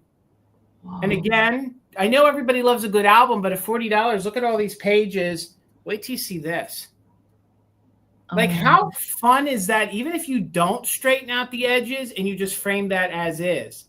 I mean, I guess I'm channeling, Ariana style things right there. I mean, you can't get much more original than that. And again, when I do find some of these Victorian books, a lot of the die cuts are teeny tiny. And this one has a lot of large ones. So hold on here. One of my favorite ones here. Look at the kitty cat in the basket. Meow, meow. Meow, meow. You got of course, the women spilling the tea. Look at those bustles. Wait till you see this. Like you can see the dots in the litho. Old. Robin, thank you so much. I'm not going to show you everything. I want you to be surprised, but I do want to show that what I was telling you was legit. There are trade cards in here. So there's a trade card right here. Look at the vegetables and the flowers on here. Again, the book disintegrated, but the fact that these are still here, that's what saved these die cuts. These right here, if you're looking for little pictures to frame for a gallery wall, look at those bouquets in those baskets, and you can actually see that they're dimensional. So they are embossed as I tilt it. Just phenomenal. Just phenomenal, all of that. Then let me just scoot ahead here. There's probably 10 or 20 pages that I'm not going to be able to show you just for the sake of time, and you want to be surprised when you get it. You want to leave. I love these scrapbooks so much. I like to look at them. It's just fascinating. I do too. Now again, remember the pages are falling apart, so you have all these calling cards on there. And there was one that I wanted to try to find. Just give me a moment here, and then we'll do the countdown. Robin, I do see you in at 40. Thank you so much. There's one or two Christmas ones in there. I don't think for the sake of time. Oh, here they are. Here they are. So these are really, really fun. This one says, Happy Christmas to you. So this one, they're still attached to the two pages. So I'll show you this one, and then we're going to do a countdown. Look at these two postcards right there. One is for New Year's. One is for Christmas. And again, there's probably 10 pages I haven't even showed you. So just know, guys, it is going to flake. The cardboard has dried out. The pages have dried out. But then you can lift them out easier. That's what I do to get my Christmas cards and things out. And now you can frame it, and you don't have to feel bad for destroying it, because when you find these in good condition, you don't want to tear them apart because they are so old. So, but this one you can repurpose. So That's 41 good. or more. Let's go ahead and do a countdown. Robin, if you want to, you got the power to use it just in case. So let's go ahead and do a countdown. 41 or more, 20, 19, 18, 17, 16, 15, 14, 13, 12, 11, 10, 9, 8, 7, 6, 5, 4, 3, 2, 1. Bid and mix, I see in at 41. Dana, I see at 42. Trina's in at 41. Again, if y'all are resellers, these pages can sell for $5 or $10 each. You just have to sleeve them because they start to fall apart. So there's the bid end. So we have Dana with a just in case of 59. There's the bid end. I saw it on my phone. I haven't even seen it yet. There it is. Robin had a just in case of 65. So for 60, Robin, congratulations. And what, Robin, when you see what I didn't show you, there's even better things that I didn't show. So congratulations. Thank you. Oh my gosh. So good. So good. Okay. And the fact that paper stuff like that is still even around and wasn't discarded and, it's just a cool piece of history. It's good. Okay. I have some salt and pepper shakers for my next round. And these are kitty cats. Meow, meow. Meow, meow. Meow, meow. These are made by PY Japan, or PY Maeo, however you want to say it. And they're just pink little kitties in little yellow bonnets. Now, one is pretty good condition. The other one has, there's a little flea bite right there. Hopefully you can see that on the brim of the hat. Sometimes I touch up ceramics. I didn't think that I really needed to do that. But if anybody wins these and you want me to touch it up, I'm happy to do that. If you want me to just hide that little white spot. But you can see one kitty is a little bit brighter pink than the other one. So this one's a little bit deeper pink. And so here we'll turn to the back and you can see the little back of their little sunbonnets. So again, you can see one is a little bit more brightly colored than the other one. So the same one here, there's a teeny little flea bite on the back of the hat right there. So this is the one that has the tiny little flea bites, and then this one doesn't. Now they both do not have stoppers. All right, so PY Japan marked here on the bottom. Sadly, these are not from the 14,000 shaker lady collection, although I did just get some Christmas ones from that collection. So those will be coming to some upcoming sales. But these are just the cutest. I thought these are great. They're a great colorway for summertime. And the PY shakers, for whatever reason, they're not getting any easier to find. No, that is for sure. Measurement for kitties here. They are 3 inches tall by 2 1/4 inches, the widest part of their little hats there. But lashes for days. Lashes for days. I just love these. Anything pastel, I'm here for it. Pastel animals. So this one again has a little flea bite on the hat. And then on the back of this one, another little flea bite right there. The other shaker does not have any flea bites on her, the little darker pink one. So they're both in good shape, but we will go ahead and get Jason started. I'll bring these guys back at the recap. All right, $36, Amy, $36. And this is the kitschiest bunny planter that I have ever found. And I can't even tell you who manufactured it. All I can tell you, do you know, Amy? We didn't even talk about this before. So this one is based on the Rempel bunny. Okay. And the one that's featured in the Meyer cord decals, I believe that's a Napco.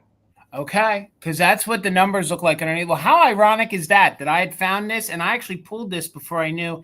It kind of had the look of what you had tonight. But I got to tell you, y'all, bunnies aren't just for Easter.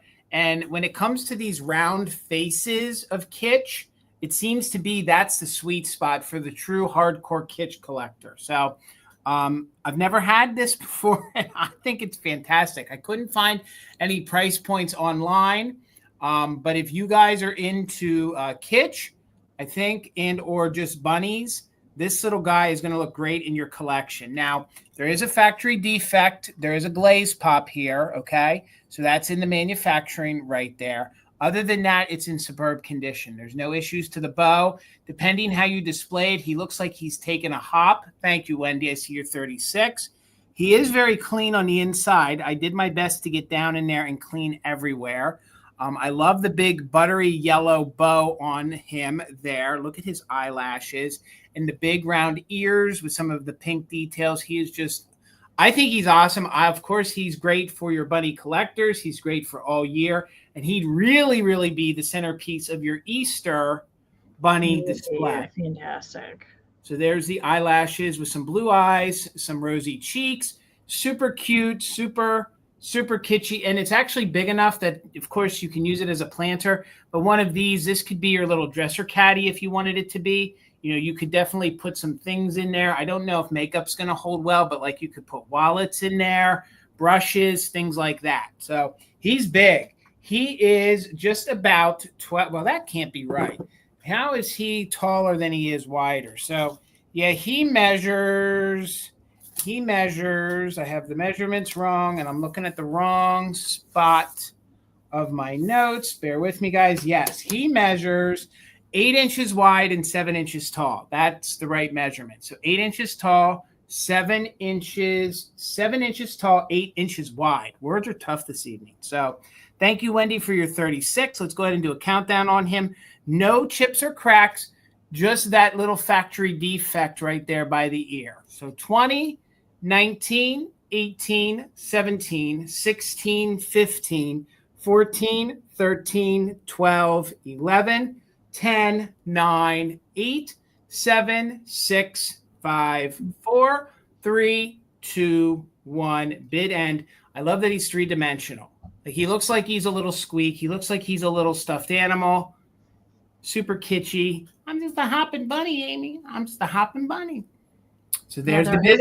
There is a Rushton blue rabbit that looks like that. And that's the one that they like. That planter is on Meyercore decals. And there's some other animals that are usually with it. Yeah. That's where I've seen it. Wendy, he's coming to you. Thank you so much. I'm sure you're going to love him. Congratulations. Thank you. Okay. I'm going to do a choice round here. At 12 for my next round here. All right, there we go.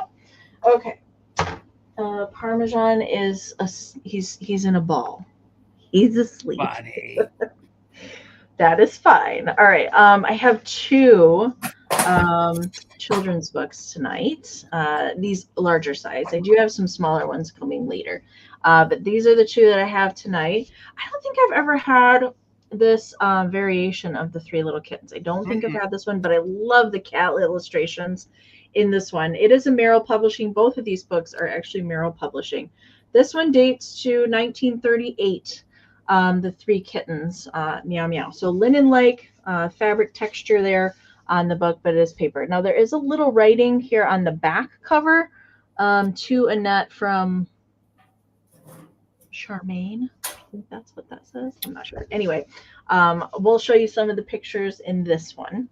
All right. Oh my goodness. I just love. God, they're adorable. That is exactly what I look like when I don't get pie either. And I'm sure too, Gavin Amy. looks very similar. That's Gavin there in the back in the blue pants. And Karen says, no pie. No I want to be pie. red pants. I want to be red pants. Cat faces. I cannot. They're so cute. I love this. Good. So this illustrator is Milo Winter. I have seen some greeting cards that Milo Winter has illustrated before, but I don't think I've ever run across one of the books that he's illustrated before. But oh my gosh, they're just so very, look at that. My God. Really cute.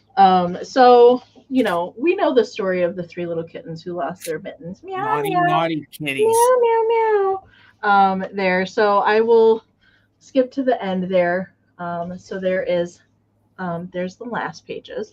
So just somewhere that they normally have here at the binding, not really any tears, just some wear there. Okay, so that's the first one from 1938.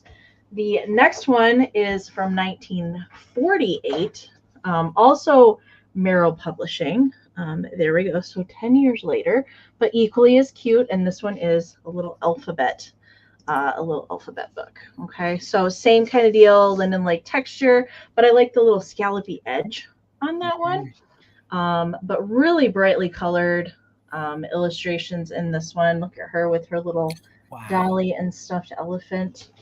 Really brightly colored. Like the couple in the card look like the shakers you sold the other week. Oh, they do. They kind of look like a different color of the. Look at his hat. I love it. Those feathers. Look at her feathers. No, it's kind of like a pillbox kind of hat. Oh, yeehaw! He's your Mountain Dew guy. The little K is for kitten that helps with the ironing, apparently. These are super cute. All right, Angela, I see it at 16. Thank you so much. All right, L is for lamp, M is for mouse. There we go. We'll just get on through the alphabet. She's feeding her ducks down there. S is for squirrel friend. Turkeys. Gobble, gobble. Woo! I can't do the turkey. You do the turkey noise way better than I do. Oh my gosh. Gobble, very, gobble. Very cute. And there is the back cover, same as the front. All right. So these both measure around 9.5. This one's a little smaller, 9 3/4 and 9.5 by 13. Okay. Amie, are they like the linen? They're like the linen texture. They are. They're both linen-like, paper meant to mimic fabric. Yep. Okay. So those are your choices. Let's count them down. Angela's in at 16, so we're looking for 17 or more on choice. Kittens, again, is from 1938, and ABC is from 1948, both Merrill Publishing. 20, 19, 18, 17, 16, 15, 14, 13, 12, 11, 10, 9, 8, 7, 6, 5, 4, 3, 2, 1. Yeehaw! Just for you, KB. Still not very good. You can tell I'm not from the South at all. Oh my gosh.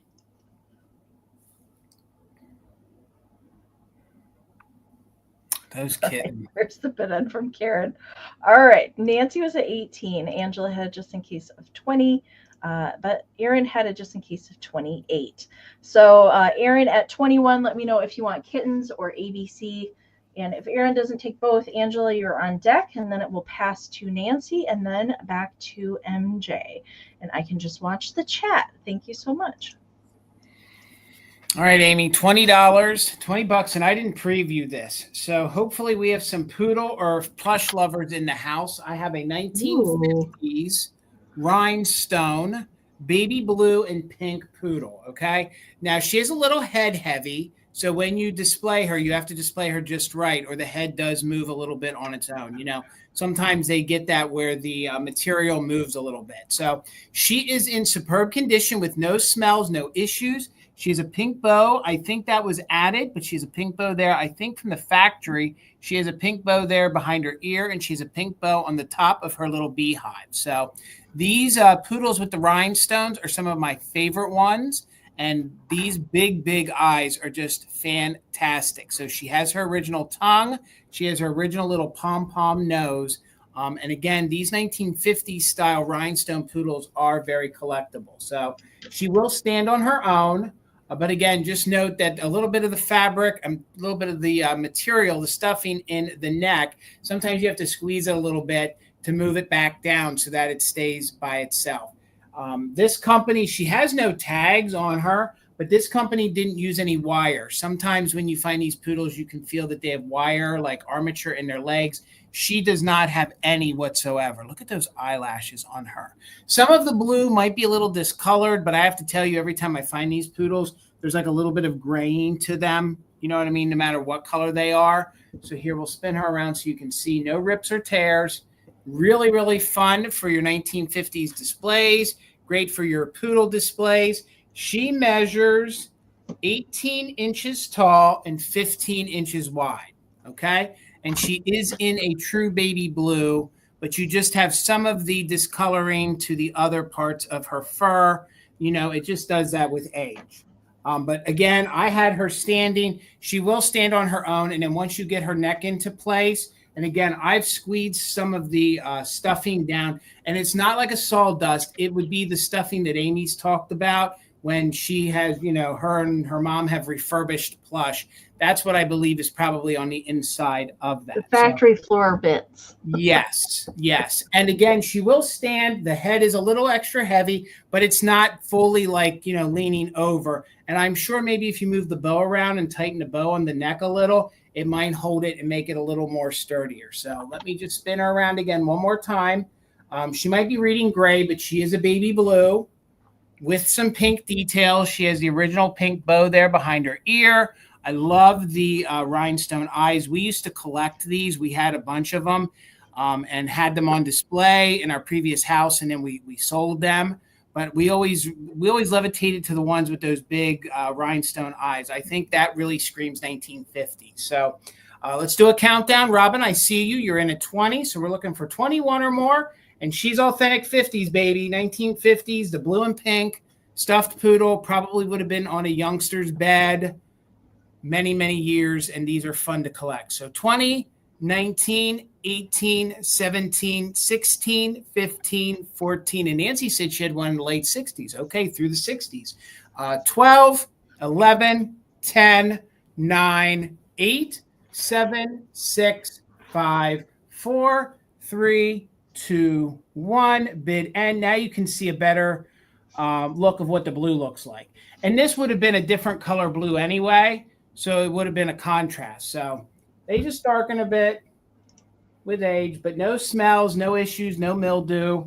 Your typical traditional wear to these big baby poodles. So Robin, I see you're just in case, but you don't need it. Man, my phone's chat stopped. So Robin, it's coming to you for 20. Thank you so much. Congratulations. Mine keeps freezing as well. I have to keep throwing me off. Yeah. I don't know. Thank you. All right. I have a couple things tonight that I didn't preview. And this is one of them. And it's a cube. It's a little baby cube. Buddy. This is a very small. So I've had the larger ones of these that are squeaks. So she's got a little squeaker in her foot. She is a cameo.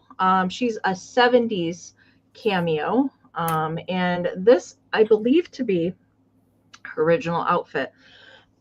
Excuse me. I did get this from my favorite Cupie lady, Karen. I finally learned her name in Elkhorn. She just has the most wonderful Cupie things. She was part of the Cupie fan club and stuff like that. She was actually one of the members that would help organize the Cupiesta in Missouri. So she has a lot of just fantastic Cupie things. But this is a little jointed cube, so you can pose her. She just has a posable head. Her arms and legs do not move. I have added a little bonus on here, a little tiny enameled Cupie tack pin. So you're going to get that on there too as a little bonus. And she is a 1970s. She's a 70s cameo Cupie. And we'll turn her to the back. So she has marked cameo right back here underneath her little hair curl there. And she's also marked, Cupie there on her foot. And that's where her little squeaker is. She got little polka dot breeches, and her little shirt back here has buttons on it. And the tiniest. I love these teeny tiny little buttons that are on there. Relatively good shape.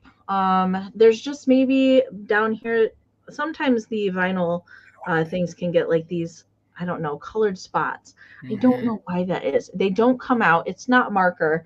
I'm not sure what it is. I've seen it on lots of different brands of squeaks. These kind of like spots that kind of emerge that are like bright pink. I don't know why, but they don't come out. I have not been able to find a technique to remove those, but the front of her is pretty good. She just has a couple of those little spots there on the back. Measurement for cube is 7 1/4 inches tall to the little curly Q on the top of her head. All right.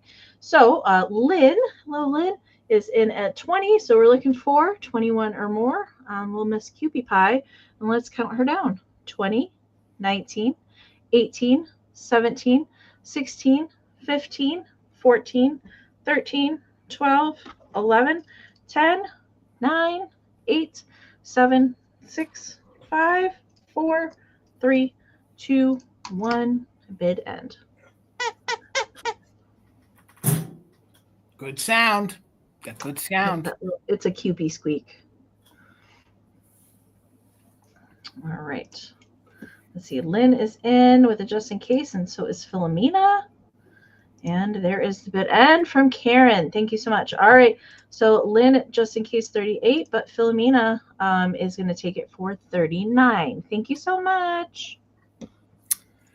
All right, Amy, $28, and I'm bringing glass, and I thought this paired well with everything that I offered tonight, kind of gave you an idea of what you could pair it with.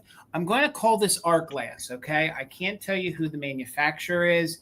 I did check online, and folks were calling it Fenton. It's not Fenton. I know for a fact that it's not Fenton.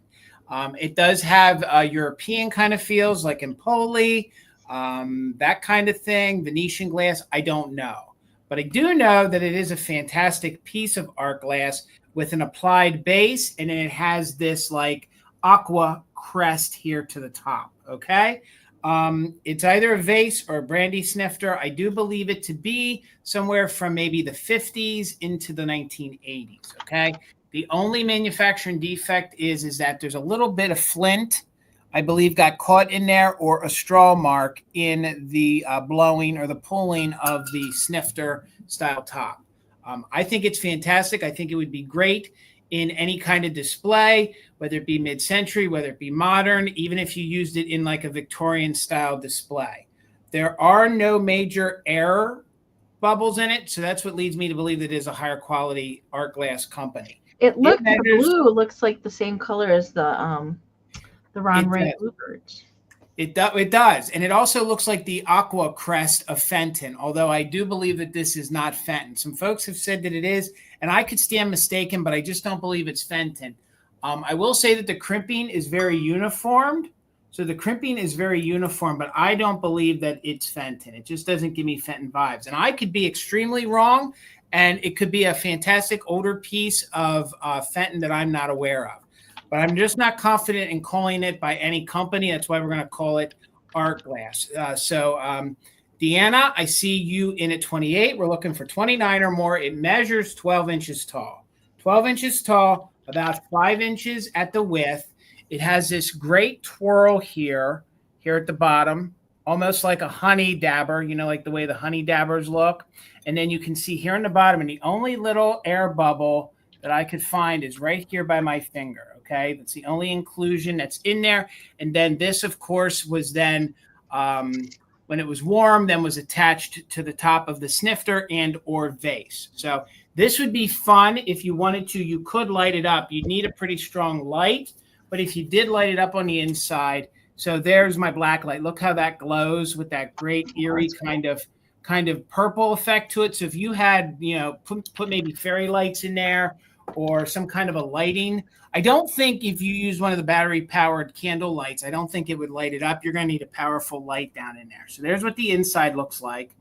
Again, I'm not sure of the manufacturer, but with Fenton, they called this aqua crest here, and it's a very high-quality piece.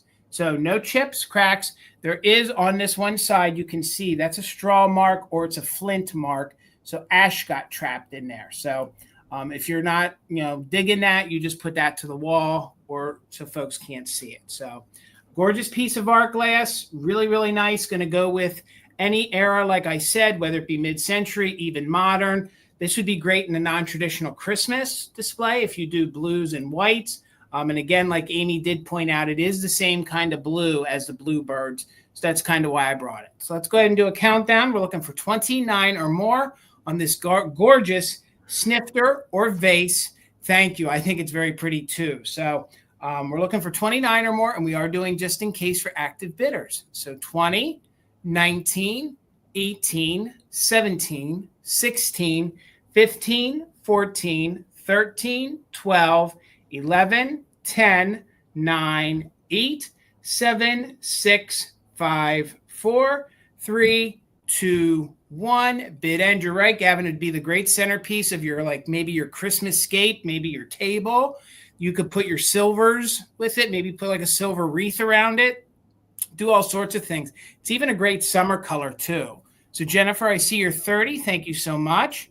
Again, it's a super good piece. And the folks that said it was Fenton, they were asking crazy money for it. So there's the bid end. Jennifer, you got in there. Thank you so much. Coming to you for $30. It's even better in person. Thank you so much, guys. Congratulations, Jennifer. Okay. All right. I'm going to bring out my other mystery item that I did not preview. I only previewed 16 things, I think. So I had some slots. Anyway, this is fun. And it's not, so it doesn't have 500 buttons in here, truth be told. Okay. I did find the tin empty, and then I went through my vintage stash because I'm a crafter. Of course I have buttons. So the tin is equally cool. I think that would just, I have this tin. I have a little sewing display next to my sewing machine. I actually have this tin. I use it as a riser. I have it just like this. And I have some other things. I have a little miniature pattern and some other things displayed on top of it. But it's kind of like a photograph, if you will, on the tin with all these cool buttons. So originally when it was sold, it would have come with buttons in it. When I found it, it was empty. All right. And I will show you. I actually didn't count. I didn't count how many buttons I put in here, but it's about half full. I would say there is this really cool Bakelite button that I made sure to put in here with this carved leaf on it. Timmy, I see you, and Nikki, I see you as well. And there's a couple buckles in here. This one actually had a marking on it. I was looking at it earlier. It's marked Czechoslovakia, kind of on the center there. Czechoslovakia. I'm not sure what material that is. I'm not sure. It's kind of cold to the touch. It might actually be glass. It would be if it's stamped Czech. Yeah, it would be glass. Yep, definitely. Okay. Yep. Anyway, there's a fun rhinestone one in here. There's lots. I mean, there's all sorts of different colors in here. Whoa, I will get caught up on the chat. All right, I'm behind. There's some metal ones that are in here. Here's another buckle. Oh, see, some of these I don't even remember putting in here. Oh, it's upside down. There's a little tiny hippo. Oh, that's cute. Little tiny hippo in there. There's a whole like little sewn together cluster of pinks. This one's fun. I like the shape of that one. It's very like 30s, 40s. There's a bar button. Here's another little special shaped one. Oh, a little elephant, little pink elephant. Anyway, I'm not sure how many are in here, but there's all sorts of different colors and sizes. There's like a big flower one in here. This one's cool, kind of periwinkle blue. Anyways, I don't know how many. I didn't count, but that's cool. That's Czech glasses in there too. Oh, here's a fabric one. There's a couple fabric covered ones that are in there too. All right, Timmy is in at 33. Thank you so much. So we are looking for 34 or more on the very cool button tin itself with some buttons in it. And the button box, so the tin measures 3 by 4. Okay, so all right, let's count it down. We're looking for 34 or more. 20, 19, 18, 17, 16, 15, 14, 13, 12, 11, 10, 9, 8, 7, 6, 5, 4, 3, 2, 1, bid end. Really, Trina? That's fun. How old do you think the tin is, Amy? 60s. I would say 60s on the tin.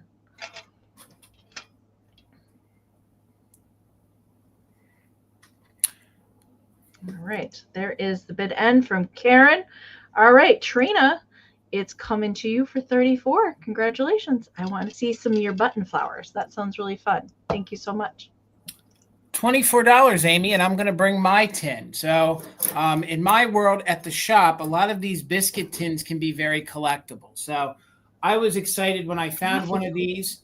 in a picnic basket style. It's in very good condition. It does have some wear, but it gives it some good patina. I believe this is from the 40s or the 1950s. It has this great repeating pattern of these daffodils on it, and it still has its original sticker on the front. So it's Dutch-made English-style biscuits. So this would have been a little biscuit tin. So you would have purchased it full with biscuits, and then you would have had yourself a nice little tin to do whatever you want to do with it. So a lot of times these get completely roached out, meaning they get completely rusted out. This one just has a little bit of patina to it, no major dents or issues. The only condition issue is this handle right here seems to just have a little teeny tiny ripple in it, but it still displays beautifully. So maybe you saw my reel, maybe you didn't. These make great risers. So what you can do is you can use these as risers.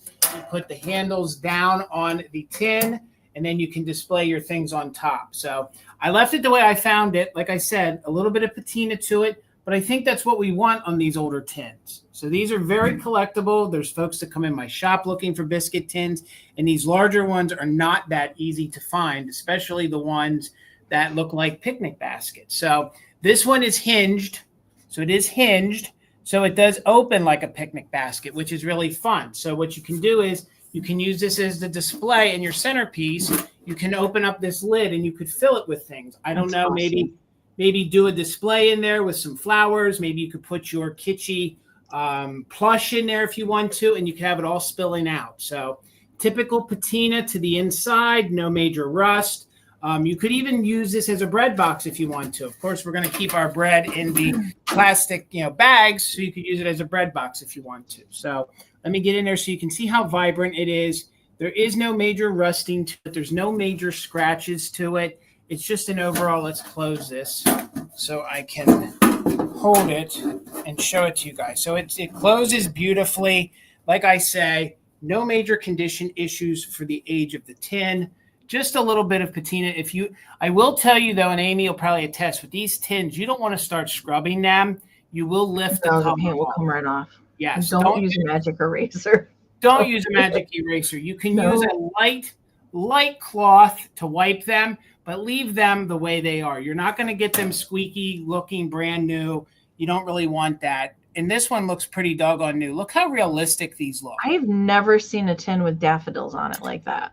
I'm going to tell you. Pansies and other flowers, but I've not seen daffodils. I'm going to tell you, Amy, I got 2 of these, and I'm going to bring the other one next week. If you guys love this one, wait till you see what I have for next week. I mean, oh, wow. These are super fun. That's your worst paint condition down there in the corner. And I've been trying to look, but I'm sure that this is a lithograph.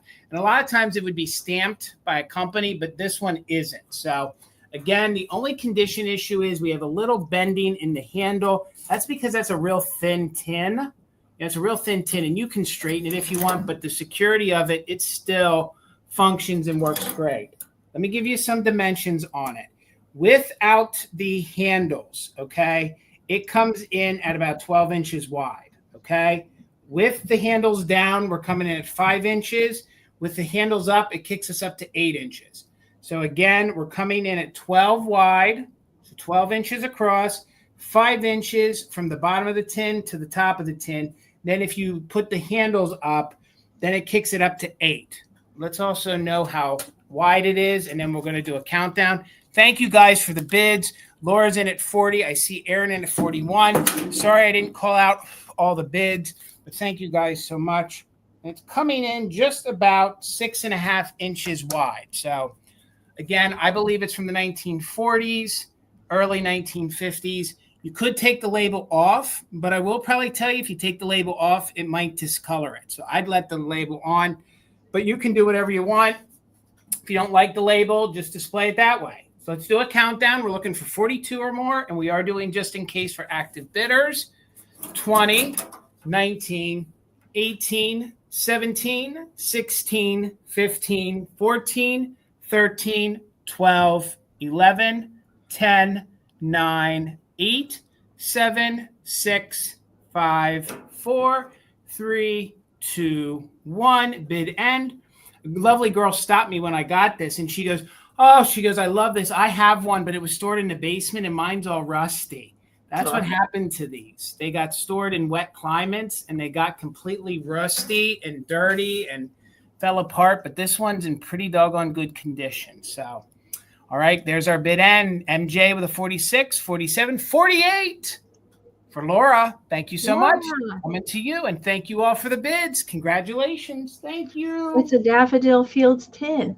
It is. How fun. Absolutely. Thank you. Thank you. All right. I have a pair of pillowcases for my next round. Now, usually I launder linens. I did not wash these. I believe like these are like they were embroidered on because they still have the stencil underneath where they were embroidered. So I didn't wash these. I didn't.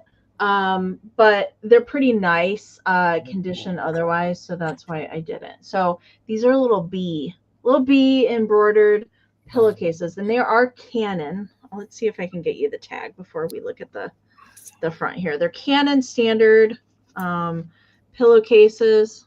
There we go. They're Canon. I don't know if it even says if they're cotton poly blend. Okay. So that's the pillowcase. Okay. So the first one here, Miss KB, I see you. Thank you so much. Buzz, is Miss Queen Bee herself. Oh God, I love these. I love that. Look, these. She's even got yellow high heel shoes on. Fancy. I love this. She's fancy. I love that. And her little pearl necklace. Yeah, good. She's a diva. That is for sure.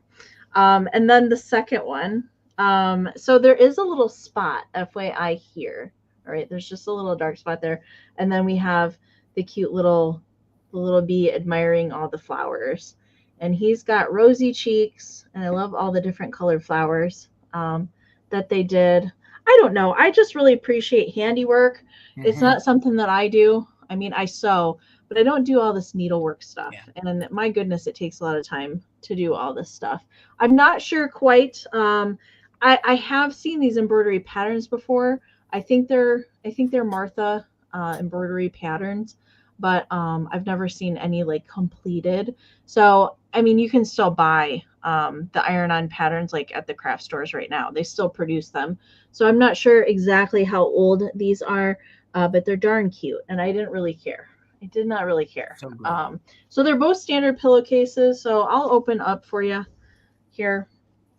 They're white. Okay, so they're white pillowcases. So here's the closed end, and then the design is on the end. Okay, and that's how both of them are. All right, here we go. And there's the end with the queen bee. So cute. I loved these. I was like, yes, Beyonce pillowcases. Yep. Exactly. Good Jennifer. Exactly. Yep. All right. Yes, I cannot. I have done embroidery before. I have taken a class on it, believe it or not. Same with knitting and crochet. Can it stick in my brain? No, it cannot. So I appreciate anybody that can do tatting or crewel or that sort of thing, because I cannot do that stuff. So, all right, pair of little bee pillowcases. Let's count them down for Miss KB. And we're looking for 15 or more. 20. 19, 18, 17, 16, 15, 14, 13, 12, 11, 10, 9, 8, 7, 6, 5, 4, 3, 2, 1. B bid end. Oh my gosh. So cute. I love these. These are real, and they're graphic too. They're really detailed. They're very detailed. All right. KB, I saw you just in case. You did not need it, lady. They are coming to you. Thank you so much. All right, Amy, $22. And I think this girl is adorable. She is a planter. She is made by Napco, and she baked you a cake. She's holding this cute, adorable cake. Some people attribute this to a birthday cake. I don't necessarily. I mean, it could be a birthday cake, but I think this is your very typical 1950s. She baked you a gorgeous cake. She's in very, very good condition. There's no issues like you would think that little rosette would have been broken off. It's not broken off at all. No condition issues to her hand, and there's no major crazing or issues at all to the face. So here she does retain her original Napco sticker on the bottom. She actually has sort of this wire mesh flower frog on the inside. I am going to leave that in case you guys want to use her as a flower display. I don't know if you're able to. There you go. So there's a little bit of that. And is there a little bit of schmutz in there? I'll do my best to clean it out. But there's like a little wire flower frog that is in there. If it really bothers you, I will let me know if anybody buys it, and I will take it out. But I left it in there in case you want to put some flowers in there. So look at the details here. What I love is the two-tone. So this is all glazed. This is matte up here. Look at all this great little detail down here on her dress. All these little polka dots, all these little swirls. And then she has these two big, gorgeous bows with gold details on either side of her dress. And then it comes up here, and then you have this great cake, and that's glazed. So that's glazed, and fired, no issues whatsoever. And then you come back up here to her face. And her face, she has these gorgeous blue eyes. And I know folks love the angels or these figurines when they have one little shoe kicked out. So that's her little gold slipper. So she's very 1950s. And if you love big bow girls, she falls into that category. She's got a really, really big bow here with no chips or cracks. And she also is considered a ponytail girl because she has her ponytail. So there you can see she has, let's see if we can get it to focus. She has a little yellow bow holding her ponytail. And she's a little brunette. So she's a cute little girl figurine. Some folks say she's a birthday girl. Some folks don't. Some say that she's a little baker. She baked you cake. I think she'd be really awesome in your kitchen. Do you know what I mean? Like if you're going to put one of these planters in your kitchen, she'd be really fun, especially if you do chefs or bakers or baking, things like that. Or maybe somebody who has a birthday that's coming up. She could be their birthday planter, and because it could be a birthday cake. So the dimensions on her she is 6 inches tall and she is 5 inches across. And there's not a lot of examples of these online. She's going to go great with your angels, your other figurines. And again, you could take that out and you could use this for a multitude of things. Heck, even if you kept that in, you could use it to hold spoons and things and use her as a little spoon rest in your kitchen. So let's get in here again, let you see the face. Amie, have you ever seen one of these before? No, not in person. No. Again, I'm not going to say that she's rare, but she's different. And I think that's what we're striving for when we're bringing you these figurines. We want to bring you ones that you've never seen before and ones that can go with maybe the ones you already have in your collection. So, I don't have very many that are holding food, that are holding cakes or anything like that. And I think she'd be really cute in that display. So let me just hold her still here so you can see. Again, if the camera wants to focus. No chips or cracks. She's made by Napco. I believe she's from the 1960s. My thought is she's 1960s with that Napco sticker, made in Japan. Measurements on her one more time. She is 6 inches tall. She is about 5.5 inches across with no chips or cracks. I hope you guys are seeing all those great. They're actually little daisy flowers. You see where they put the little spot there? So they're little daisy flowers there in the center. And then there's all sorts of little swirl marks, some other gold details. And again, she's going to go well with your head vases and your planters. So, all right, we'll sit her to the side. We'll bring her back for the recap. But she's a super unique lady planter. She'd go well. I think that they also did a Christmas one in that same kind of style with the matte. I think you're right. Texture that has the shoe poking out, and she's holding a present. I'm pretty sure it's like right, Amie. Pretty darn close to the same mold there. I think you're right. The cake. Hello, Parmy. Hello. Hey, buddy. All right. You got a lot to say? Okay. I have my other book round here, and this is choice. I have 3 different ones to pick from. And these are, let's see. We've got 1942 on Pussycat and her kittens, talks to her kittens. And also 1942 on Sunny Tales. And I'll show you the inside, some of the insides of these. And then we have Hop, Skip, and Jump from 1947. Okay. So those are the 3 that I have, and starting at 8. So we'll start with Pussycat. Talks to her kittens. Meow, meow. Oh my gosh. Again, I love these illustrations. I think I've had 2 out of these 3 books before, and Rand McNally Publishing on it. So there are a mixture of color and black and white illustrations in here, and just cute, really cute little kitten illustrations in this one. Tough, Muff, and Puff, I think, are the names of the cats, if I remember correctly. Tough, Muff, and Puff. There they are. Like he's playing with a tiny, tiny little caterpillar. Oh my goodness. Let's see. Do you see William's comment in the chat? Yes. Yes, you can. Yes, you can. Yep. Yes, you can, William. Thank you so much. There is Mama Cat and the kittens. All right, so we will show the next one. All right, Sunny Tales has got pixies in it. I do remember having this one before. Actually, the very first time that I found this book was in Pennsylvania when I was visiting with Jason and Tina. So there are a few pixies that are here on the front. So Sunny Tales, it does have a little writing in the front. Also from 1942. So we've got Betty Fairy, or Betsy Curly and the Fairy Pin. And again, mixture of black and white and color. You can see all the little pixies. They kind of look like leaves that are hiding around in there. There's a couple different stories. They kind of all revolve around pixies. This is a different story. They're all kind of flying around back here in the winter. There's even a Santa Claus story in here with pixies. Look at them helping with the toy bag. I think there's like five or six different stories in this one, if I remember correctly. But here's kind of looks like Alice in Wonderland there. But we've got pixies sitting at the table having some tea and some yummy cake. Cake seems to be a popular theme tonight. It is. And then the last page in here, some little pixies taking a nap under a mushroom. All right, so that's number 2. And then Hop, Skip, and Jump from 1947. It's a bunny book. I don't think I've ever had this one before, but that one has the cute little graphics on the inside cover there. And oh my gosh. Yeah, the illustrations in this are adorable. Look at these bunnies. Look at these bunnies. Oh my gosh, they're doing laundry. They're doing bunny laundry like you do.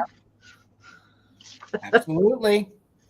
I mean, they don't wear a whole lot of clothes, but they still have to do. So they're doing all sorts of housework. And then they're going for a little jump in the river. Very cute. Very cute little buns. Cute.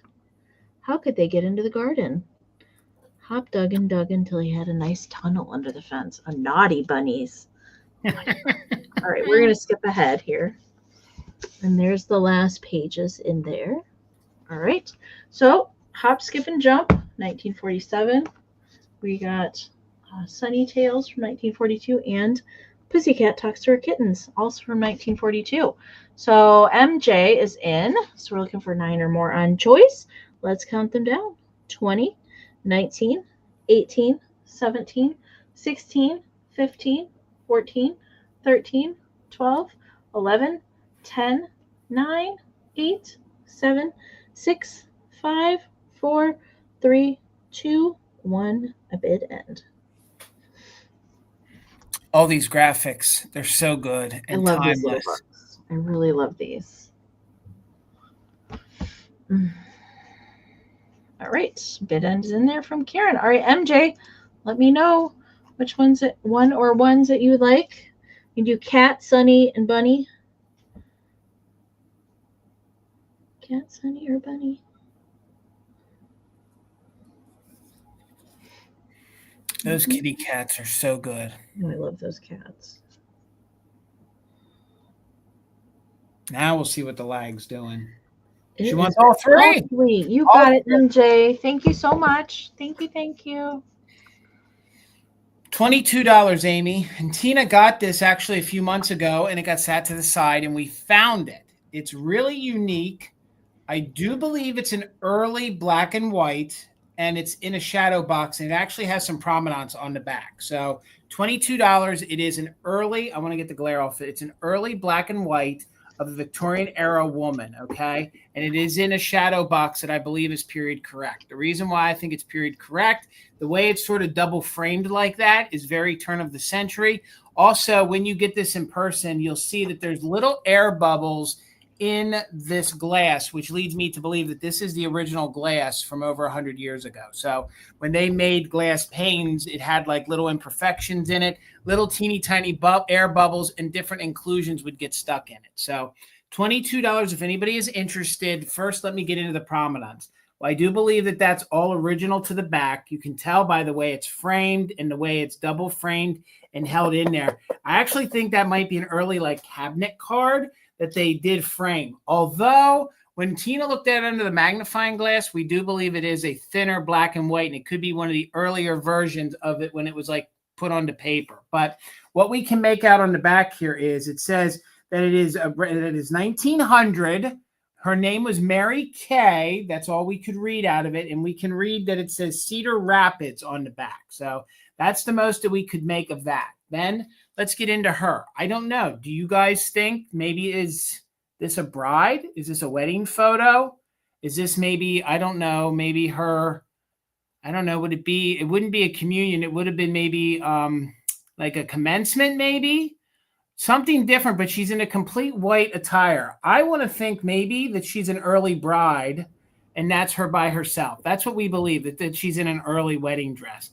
I don't know, but if you collect Victorian things, I think this would be great on an easel. It would be great mixed in, maybe put like a vintage hat, some vintage shoes. You could drape maybe some vintage jewelry over the side. And it's a very early frame at the very least. I mean, these frames alone are worth at least $22. Now, I do believe that somebody did paint the gold on it. I do believe that it probably would have been more of a natural wood. And I think in later years, somebody did paint gold on it. There is a little separation down here in the corner. It does help us at least know that we do think it's original because you can see that it has the nails here in the side holding it together, which is, and well, William, I don't know. I don't think she does. I don't know. Amy, do you think that? I think it's probably just her by herself. I think it's a bride. That's what we really think it is. It looks like it. Don't you think that would be an early the wedding? The only thing that, like, I don't know, it could be some other special occasion too. Definitely. Because she doesn't have a veil. That would be, you know, because they were all about the veil. Yeah, you're right. They were. But I don't know. It could be. Well, it's a great picture, and she's a very pretty young woman, too, nonetheless. And again, I love the provenance on the back. We know that it's from 1900. And the way that's written on there, that to me doesn't look like it's anything new. So it does say Cedar Rapids. Let me see if I can show you guys where it says Cedar Rapids. And it does say Mary Kay there. We can't make out the full last name. It's H. Harnan. I don't know, but it does say 1900. It kind of looks like Harrison. That's what we kind of thought too. Mary Kay Harrison, and it would be September. I think it's September 1900 is when it was taken. So the dimensions on it, it measures 10.5 inches tall. So it's 10.5 inches. And then, yes, it is. Cedar Rapids, Iowa. Yes, you're exactly right, Nikki. And then it's about 8 inches wide. So I just thought these fun black and whites are just fun pieces to hang. And if you guys have like the room with Victorian, this would be fun on a gallery wall mixed in with it. And it is in a shadow box. It is in a shadow box. I don't know if you guys can see it is like 3D. Very typical of the era. Again, really, really fun. The picture on the inside, I didn't measure just the picture. So, Robin, thank you. I see you're 22. The picture is 8. What I can see of the picture, it's coming in about 8 by 5.5. 8 by 5.5. And again, I don't believe that this is anything doctored up. When Tina got this, she got it at an early estate that had a lot of old things. And I don't think someone's going to go through the time to recreate the way they actually framed things 100 years ago and put that provenance. So there's definitely authenticity to it. You can just feel that this is the way it's been for a very long time. So, and again, the glass is period correct. I can't show it to you. Amy, you remember when we stayed at like the inn out there in Urbana? The original panes, you can see like there's like a waviness to it. In person, you guys will see that that's original antique glass. So let's go ahead and do a countdown. We'll keep it moving. Thank you so much, Robin. It's a gorgeous piece. Looking for 23 or more, and we are doing just in case for active bidders. So 20, 19, 18, 17, 16, 15, 14, 13, 12, 11, 10, 9, 8, 7, 6, 5, 4, 3, 2, 1, bid end. William, I don't see no, I mean, no, there's no bullet bra going on there with her. That's very Victorian era. It's just kind of holding it in place, kind of like, we're not talking 1950s or Madonna 1980s, William. Madonna. Like that's period correct, where it was just hold them up so there's a little lift to them. So thank you so much, Robin. It's coming to you for $22. Thank you. Congratulations, Robin. Okay. I have a planter for my next round. And like Jason's bunny, Kitschy little critter, and Cutie Pie little lammy. I love this lamb. I have found this once before, but the pink version of the bow. So it does come in 2 different colorways for this. This is made by Rubens. It does have the stamping there on the bottom. Now, I will say Lammy has a few flea bites. So all these little curly cues meant to mimic the fur on the back. So there are up here on the rim, and there's a couple little flea bites down in here. It kind of goes like in a line right here. I think maybe it got like brushed up against something harshly or something like that, because they're all kind of in a line, like right there. Hopefully that you can see that. So there's just a tiny little blip in the glaze on some of the little curly cues, and up here on the rim. On the front of it, teeny little flea bite right there on the corner of the bow. But my gosh, that face is just the cutest ever. So there's the side profile of it. There we go. And there's the inside. I did try and clean that out as best as I could. There is still some, it's not plant. I don't think it was a plant. I just think, it sat a while, and probably some dust is down in there. But I tried my best. I did soak it as well, and it all just didn't come out of there. All right. But again, made by Rubens. They did do this lamb. They featured this lamb in a few different, besides this whole thing, there's a head. There's like a head vase of this lamb. And then there's some like smaller like lamb profiles in with some other planters as well for this guy. He measures 5 by 5 and then about 3 inches this way. So 5 wide, 5 tall, and then about 3 wide. All right. Just cutest. So no cold paint on him. He is super high glaze, which I like. So no cold paint loss on him. Just those little flea bites on the background there. And this is not a planter that I typically see. Yeah, I did try and clean the crevasse, Karen. I did. I can get my hand mostly in there, but down in there and like the hoof and stuff, I can't get my finger in there. So I did try my best. I tried my best. Carrie, I see you. Thank you so much. So we're counting Lammy down. We're looking for 15 or more. 20, 19, 18, 17, 16, 15, 14, 13, 12, 11, 10, 9, 8, 7, 6, 5, 4, 3, 2, 1. Bid end. Oh my gosh. This is one I've never seen before, Amy. I've never seen this planter ever. Oh, there's 2 of them. So good. All right. Ooh, pew pew. All right. Karen's bid end is in there. Aaron at Blueberry Barn got in there right before Karen's bid end with a 15. So Aaron, it is yours. Thank you so much.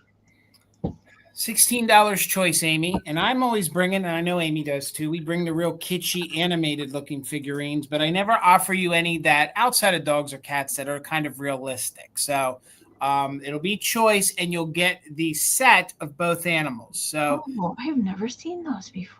These are really, really cute lammies. The one has a round Japan sticker on. Now, truth be told, sometimes when I find that little round Japan, they're Lefton. Usually they use that same, and I feel like these are Lefton. So they're pretty identical, but you're going to have a set of lambs, and these would be great in if you do a farmhouse, if you do Easter display with them, or if you just like the more realistic style figurines. So no chips or cracks, in very, very good condition. A realistic looking style lamb, measures 3 inches tall by 4 inches wide. So here he or she is. Maybe a little bit of paint issue from the factory there on the nose. Identical style sculpt.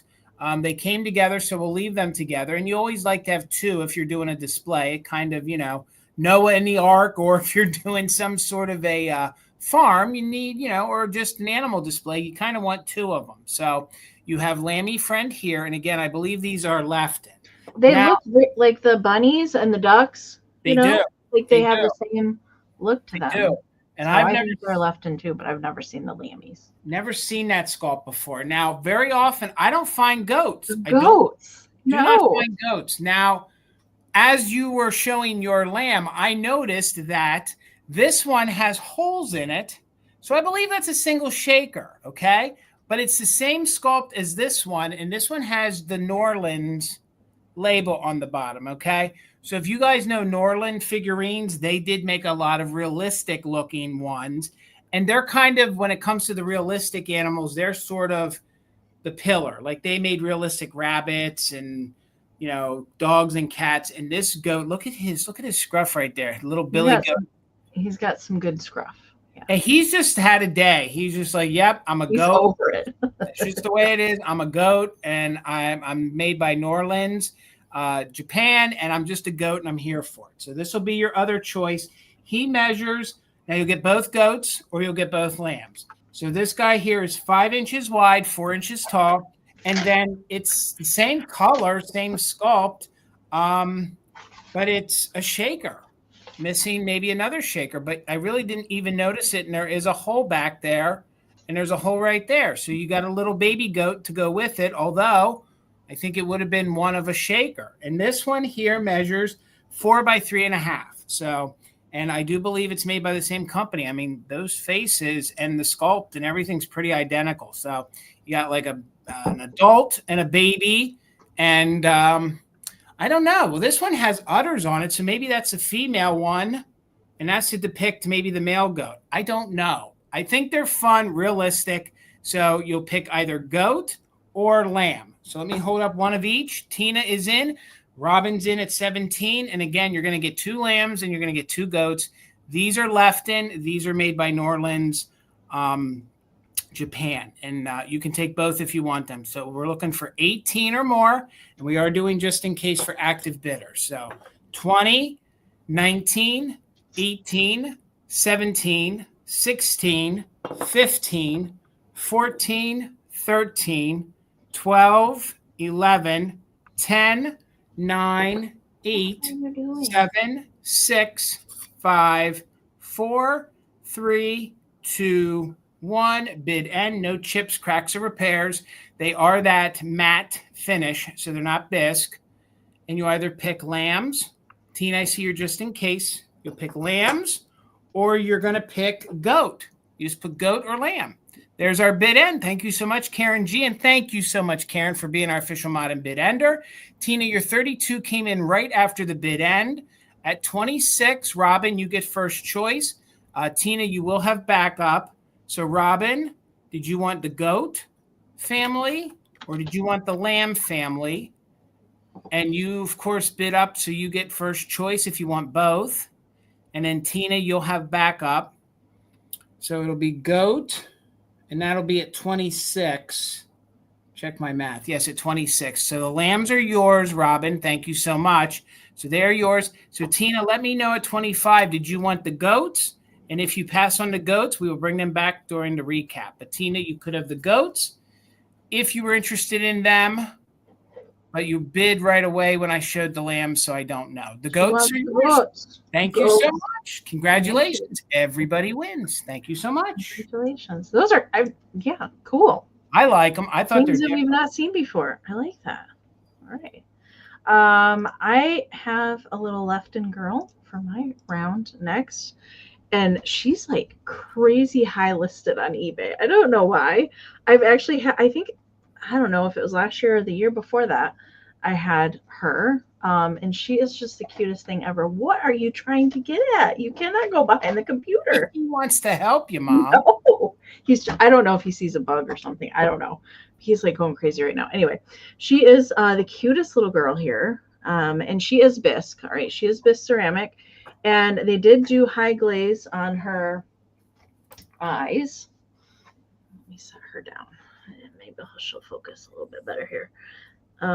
And she's holding on to a little bunny. How cute is she? I love her. So there is actually a coordinating girl that matches with her. So there's another figurine that's dressed in pink that is holding onto a bear that coordinates with her.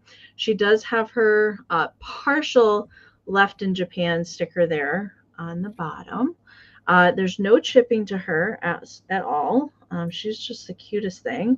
And she's dressed in like her little coat and hat. She's adorable. I think it's just darling. There's no chipping to her. All right. She is in good condition.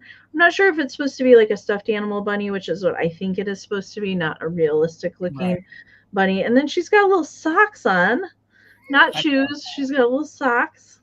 She's just so cute. Measurement for her, she is 4 inches tall and about 2 3/4 inches wide. Sweet Leaf, I see you at 10. Thank you so much.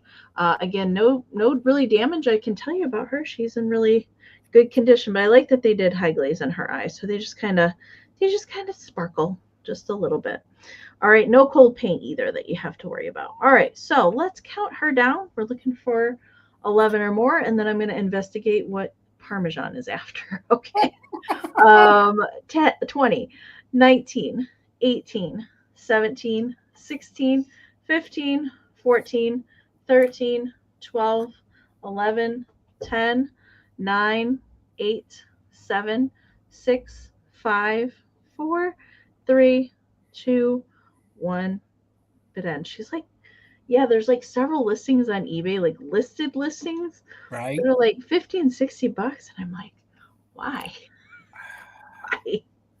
Crazy. I don't know why, but I'm like, Kitsch is hot, Amy. Kitsch is hot. Yeah, she's not that. I don't know. Anyway, bid end is in there from Karen. Thank you so much. All right, Sweet Leaf, I saw you just in case, but you didn't need it. Congratulations. And I think you are a new friend to us here. Please email me your information before the end of the broadcast tonight. Thank you so much and congratulations.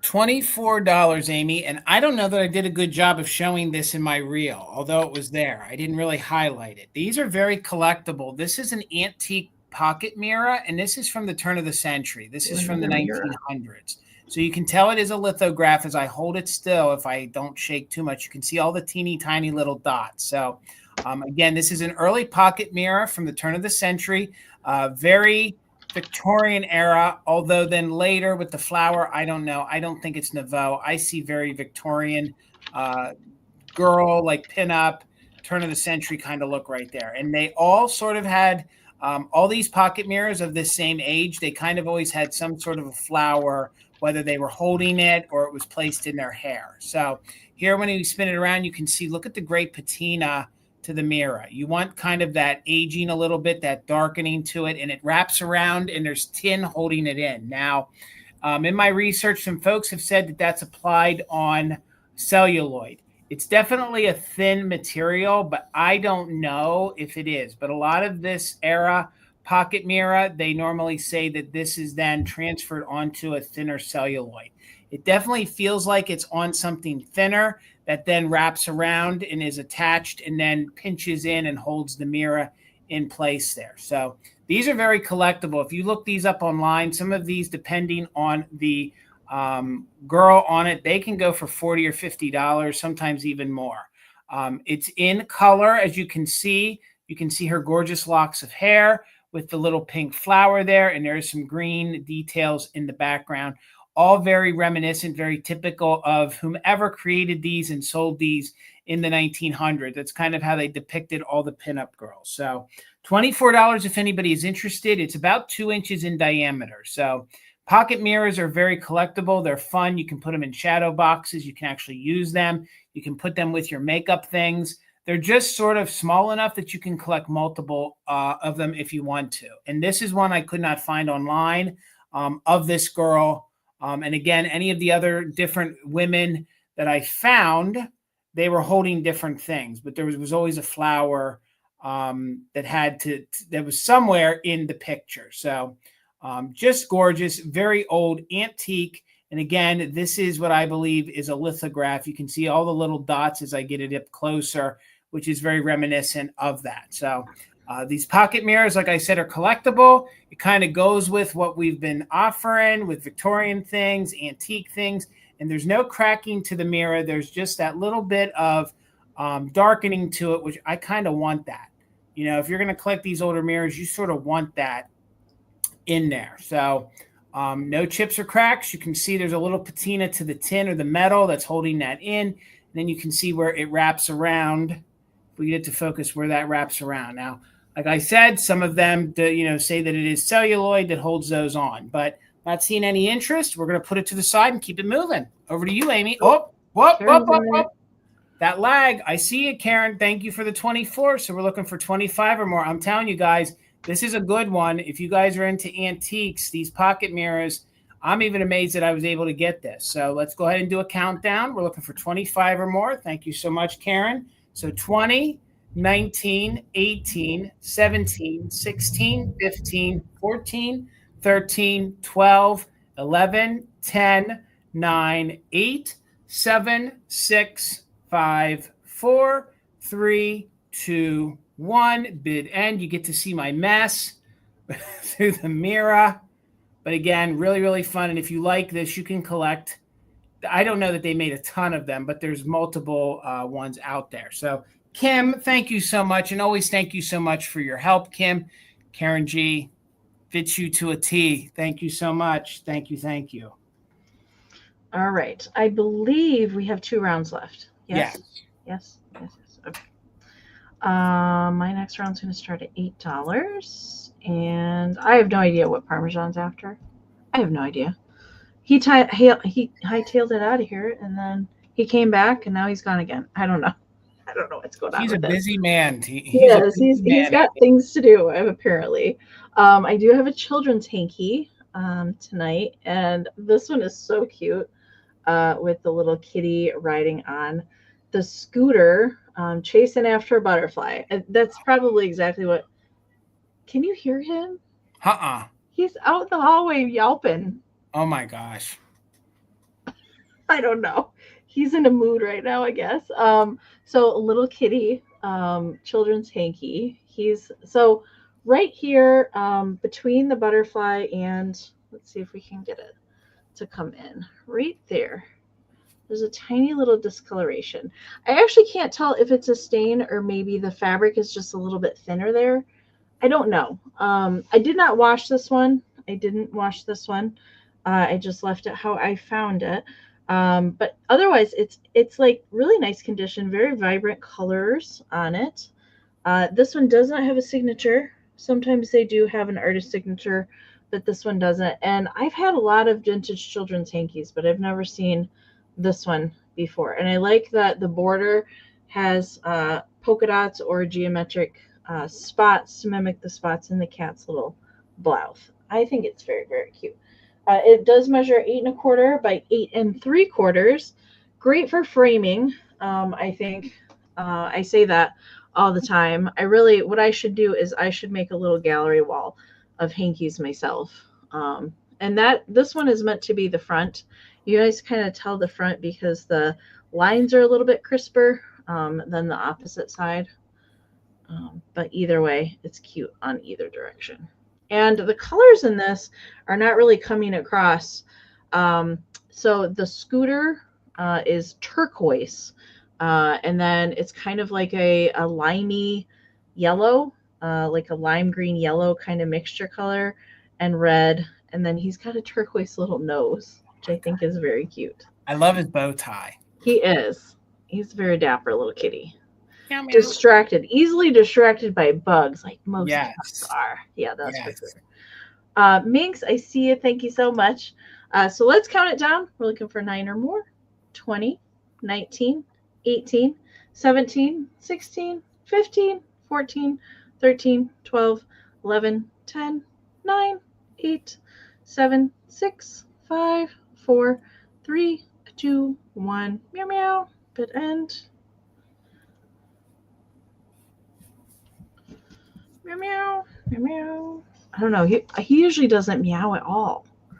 And he was out there yelping. Is it near a Talking. full moon? Is I it don't near a know. full moon? I don't know what's It going might on be with near him a full tonight. He's weird. Okay. There's the bid end from Karen. Thank you so much. Minx, it's coming to you. Thank you so much. $15, Amy, and let's see if I can do this poem book more justice than I did the ones I sold last night. I had more information on them, and I didn't share it last night. So this book here, I believe, is from 1909. A lot of times they had compiled these poem books by an artist, and then it normally would be gems from, and then whatever last name of the artist it was. So this one here is from 1909. It does have a patina to the front of it, but I think that gives it a great look, especially if you're into, antiques, into Victorian, if you're into the turn of the century. So that's got a great look. It's actually almost like a padded cover. So this would have been a higher quality aspect, that it's not like the gold, outside of the pages, but it would have been a higher quality book. So the poet is James Whitcombs Riley, and he wrote a 31-day book of poems. So in this book, you have a poem for a whole entire month. So you can read an uplifting poem every single day. And there are great lithograph depictions in here, and it is color. So there is some color in here. So if you guys are into gardening, if you guys are into flowers, this would be a fantastic book for $15 to just open up, leaf through, and you could actually, for one full month, read each one of these uplifting poems by this individual, by James himself. So the book measures about 5.5 by 6.5. This is from 1909, so it is a true antique. Look at those iris flowers in there and those pansies there. The colors on these are phenomenal. So again, each one has a different day. So this would be day one. I think those are little baby's breath. Are they little bellflower? They're maybe lily of the valley. I guess they'd be lily of the valley. So then each one, it just says, upon we stretch our limbs upon the bed, when first our simple childish prayers were said. And it just basically is a reminiscent prayer and like poem, but it is an uplifting one. And it is a reflection. It's supposed to be like your daily affirmation, and you're supposed to read them and reflect and have an uplifting, like scenery scene almost with each day. And then we have day 2 and 3.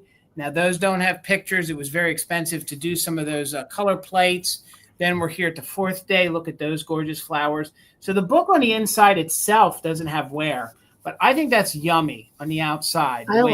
I like the outside like that. The way that's aged, like that's lived a life. And then we're just going to flip ahead to a couple more. I feel like those are roses. I feel like we got some yellow roses going on there. They were my grandma's favorite color. And Amy, I think they're your favorite color rose. Then we have some holly mixed in here by the time you get to day the 12th day. And again, the script and the font in there is just fantastic. And apparently these books are very collectible because Riley was a very, very uplifting poet. He apparently, when I read up on him a little bit, he was very good at mixing a lot of childhood like reflections in with adult style poems. So it was very much reflecting back on your life. And again, this was before the internet. This is before we woke up and got on our phones. So this would have been a time where this would have been probably nightstand, and you would have picked it up and read it first thing in the morning to set the tone for your day. So Robin is in at 15. Again, it is from 1909, and it has a great patina to it. It measures 5.5 by 6.5. So there's the back of it, and it is like a padded cover. So we'll count it down. We're looking for 16 or more. We are doing just in case for active bidders. 20, 19, 18, 17, 16, 15, 14, 13, 12, 11, 10, 9, 8, 7, 6, 5, 4, 3, 2, 1. Bid end. Looking for 16 or more, or the bid end from Karen G. Again, I agree, Karen, that cover. And then the fact that the pages on the inside, they're good and crisp. They're good and crisp. So, Robin, I do see your just in case. Thank you so much. There is the bid end. So, Robin, congratulations. They're going to go well with your other ones. Thank you so much. All right, I solved the mystery. There's a tiny little moth flying around. Oh, no. Oh no. And he has not caught it yet, but I caught a glimpse of it. But he's Oh, just no. chattering about it. You see, he's trying to get it right now. Oh my gosh. Oh no. All right. All right. This is going to be for the entire set of all of these together. These are very cute. So these are little storybook or music cards. All right. So there's the 3 of them together. You're going to get all of them at 10. Little Red Riding Hood. And these are all get well cards. But look how cute she is. She Adorable. looks like the Napco storybook, Little She Red does. Riding Hood. Like how they did that, like it's like spot on. And inside has we've got another little scene from the story, and then we have the little story of Little Red Riding Hood tucked in here. All right, so it's like a little insert for Little Red Riding Hood. It tells the whole little story there. Look at the wolf in Grandma's clothing. I can't. It's so cute. And there is the back of it. Okay, so that's the little insert, and then it is a get well little card. Okay, so it has the little story tucked in there. So that's the first one. The second one is the farmer in the dell. Oh, the farmer in the dell. Yeah, I know. Again, very, very cute on that one.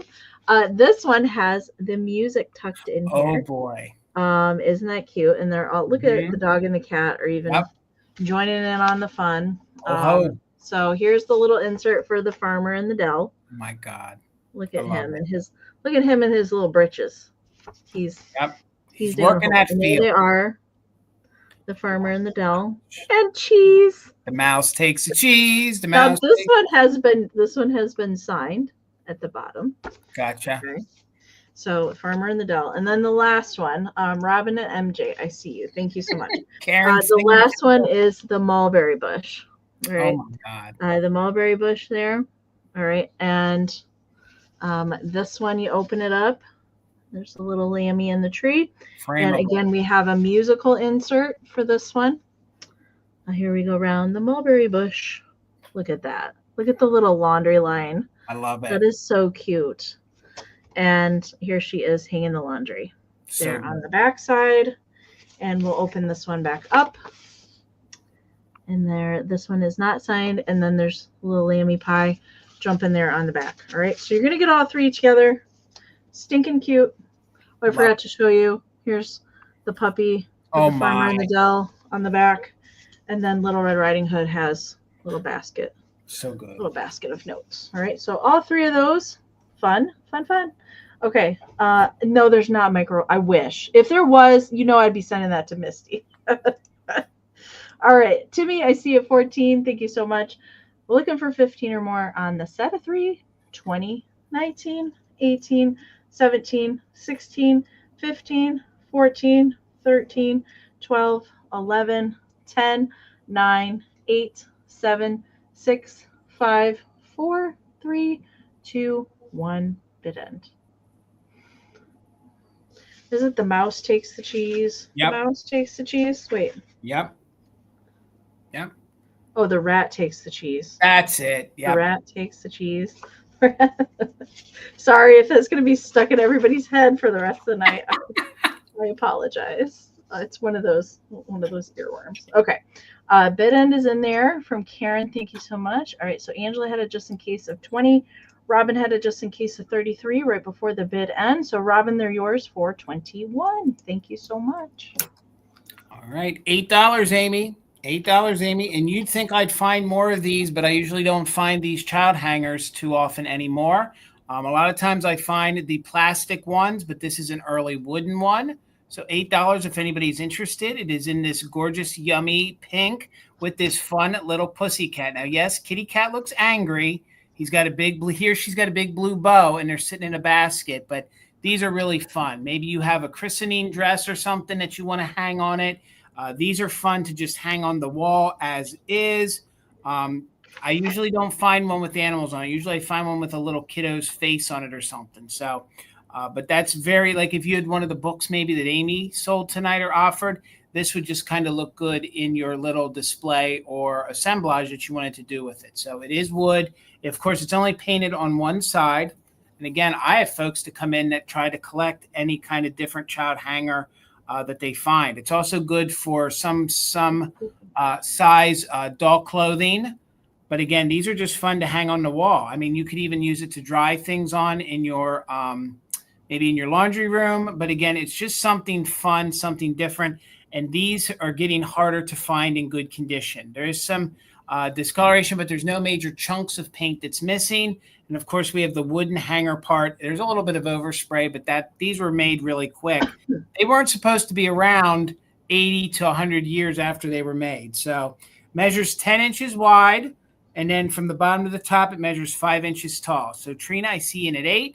Timmy's in at 10. Let's go ahead and do a countdown on it. Again, this is probably 20s, 30s, maybe 40s, early 40s, but that would be the time frame I would say. So 11 or more, and we are doing just in case. 20, 19, 18, 17, 16, 15, 14, 13, 12, 11, 10, 9, 8, 7, 6, 5, 4, 3, 2, 1. Bid end. Again, it's all wood, painted, and it's 10 across, and then from the top to the top of the metal hook part is 5. And a lot of these pull out after time, and that's in there nice and secure. That metal piece is not coming out. So there is the bid end. Timmy, thank you so much. Congratulations. It's a great get. Thank you. Thank you.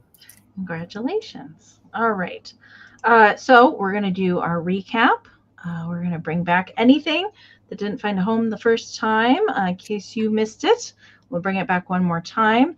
And these are going to be claims. So make sure to type. We will describe it and give you any kind of notes again. Tell you the price. If you want to claim something, make sure to type in the the item name plus the price that we give you. If you want to claim something, we will give it a moment to account for the lag. If we do see more than one person claiming the same item, we will do a quick countdown to break any kind of ties. It can turn right back into a regular bid round. If you have a straight bid in there, you can use it just in case, all of that. Okay. So recap. Jason, do you want to do yours first? Yep. I'll be quick. I won't diddle daddle. Here we go. All right. From my first round of minis, I have the Joseph Original Little Pig Friend. They apparently have a series of these. So it's in very good condition with no chips or cracks. It is a Joseph Original. This one even has its Japan label on the bottom. So if you're interested, you can put in pig $12. And he or she is about 1 3/4 inches tall. So pig 12, just put pig 12. And like Catherine said, he's eating his Yule log. So it's a little Yule log action. Although that could be, I don't know what he's eating. I just think, come on, a little pig with a bib. He's got his little fork or utensil there. I mean, my God, that's kitschtastic. So pig 12, if anybody is interested. Pig 12, if anyone is interested. Then I had my early box. I'm going to knock the price down to $24. So for $24, if anyone's interested, it is this early box with this girl on the front. Probably held some kind of toiletries, makeup, or something like that. So if you're interested, you can put box 24, and it comes with this early child's dresser set. So you get it with the mirror. And I don't want to call them celluloid, but they are a thin plastic. So you can put box 24. And again, look at that. They look like what mom would have used. So they look like what mom would have used. So the child would have had their size, and they're just a few inches. The comb is missing one of the teeth, but I do have it in there. So you could reattach it if you want to. So you get that, and you also get the brush. So you're going to get a twofer. You're going to get the box with the contents that are in it. If you're interested, put box 24.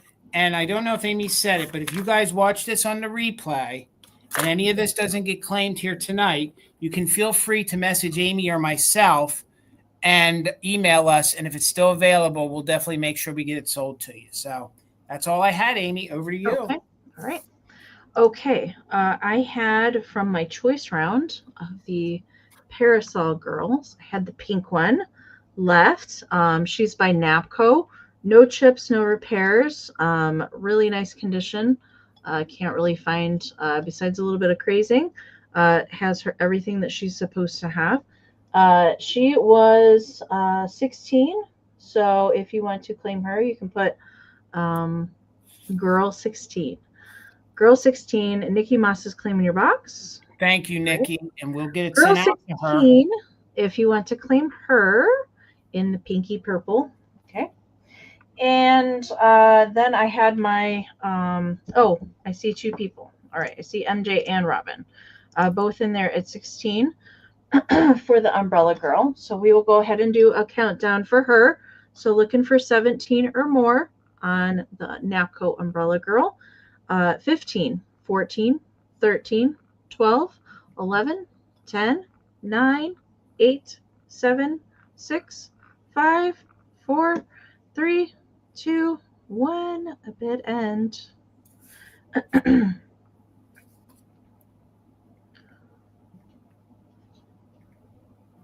Did you get the moth yet? He's working on it, he said. He's doing the rounds. Oh my goodness. All right, there is the bid end from Karen. All right, so so technically MJ had the first 16. Robin put in a just in case, so for 17. Robin, she is yours. Thank you so much. Okay, and then the other thing I had was my Meow Meow PY. Oh, what? I thought I had the screen switched over. Oh, was that on me the whole time? I don't know. Oh my gosh. I thought I switched it, but maybe I didn't. Okay. Here trying to make I had my pink PY kitty shakers in their little bonnets. One has some flea bites. So this one here, this one has a little flea bite here on the edge of the hat, and one back here on the edge of the hat. Neither one have stoppers. Okay, but PY Japan, little kitty shakers. These were 18. You can type cat 18 if you want to claim those. Yes, a cat's job is never done. That is for sure, Minx. All right, cat 18 if you want to claim those. And that was my recap. Thank you all. Karen says you just did it after the umbrella girl. So good. I was making the notes. All right. I thought I switched it, but who knows. Coco Girl, I see you for the kitties. You got it. All right. I'm going to get us back up here. No, wait, that's not the right thing. There we go. They changed StreamYard, like the layout and everything, and so things are not in places where they have been normally. So thank you all so much. We appreciate it. Reminder to send your info. I have gotten emails from everybody that I asked, so I appreciate that. Thank you for sending your information. If you haven't done so yet, make sure and send us an email with your YouTube name, your full shipping address, and the email that we can send your PayPal invoice to when we send our invoices out. I am going to be doing my invoicing tomorrow, so I will email everybody when your invoice is out there. However, if you want to come over to Vamp, if you want to come over to Virtual Antique Marketplace on Saturday, and you want to combine ship, let us know in an email or message on Instagram if you want us to save your stuff. Otherwise, you're going to see an invoice, okay? Yeah. Tina's going to send hers out on Saturday. I'm sending mine out tomorrow. Just let us know if you want to hold packages through, because we can combine ship. And Kim is right before me at 1 p.m. Eastern. So come over and hang out with Kim. Then you can jump from sale to sale. And I think we're doing all Christmas. So preloaded auctions, buyer's choice, all the things is happening on Saturday. So Jason's at 8 p.m. Eastern. I'm at 2 p.m. Eastern. If you go down in the description of the video, like right toward the top, before our like other information, our shop links over on Vamp are right there. So it's pretty easy to find that. And back next Wednesday over on Jason's channel. So make sure you're subscribed to Mother Tucker's Antiques for Christmas and July Wednesdays, with Heather of Antique Agenda going to be our guest next Wednesday. So that's going to be super fun. All right. I can't wait. Please, tomorrow, if you can, head over and support Tina. She'll be over on Whatnot at 7 p.m. So she'll be doing all jewelry. So I don't know what she has, but she has some good things lined up for you guys. So please, if you could, tomorrow at 7 p.m. over on Whatnot, and it is Mother Tucker's Tina. So I'm M, Tucker's Antiques over there, but she is Mother Tucker's Tina. Thank you, guys. Joe, if you can't log in, send me an email. I can get you in touch with support, and then they can probably get back to you on that. So send me an email, and then I can send you a direct link on how to get in touch with support for over there. Okay. All right. Thank you to Karen and Kim and Tina for helping out in the chat tonight. Of course, you ladies, we love you guys. Thank you so much for helping out. All right, so I'm going to put our email for Fantastic Finds up here. We could use some more. If you want to send us something, we definitely could use some more photos to share. I'm very, very low at the current point in time. ShareMyFindsLive@gmail.com. Just make sure you include a brief description if you can to go along with the photos, and if you want us to mention your name or not, or you want to be anonymous, that is totally fine too. All right.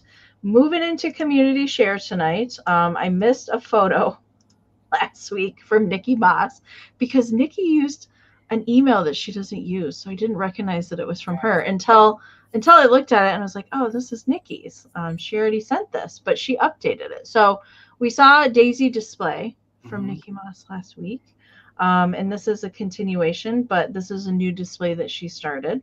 So I will pop that up here.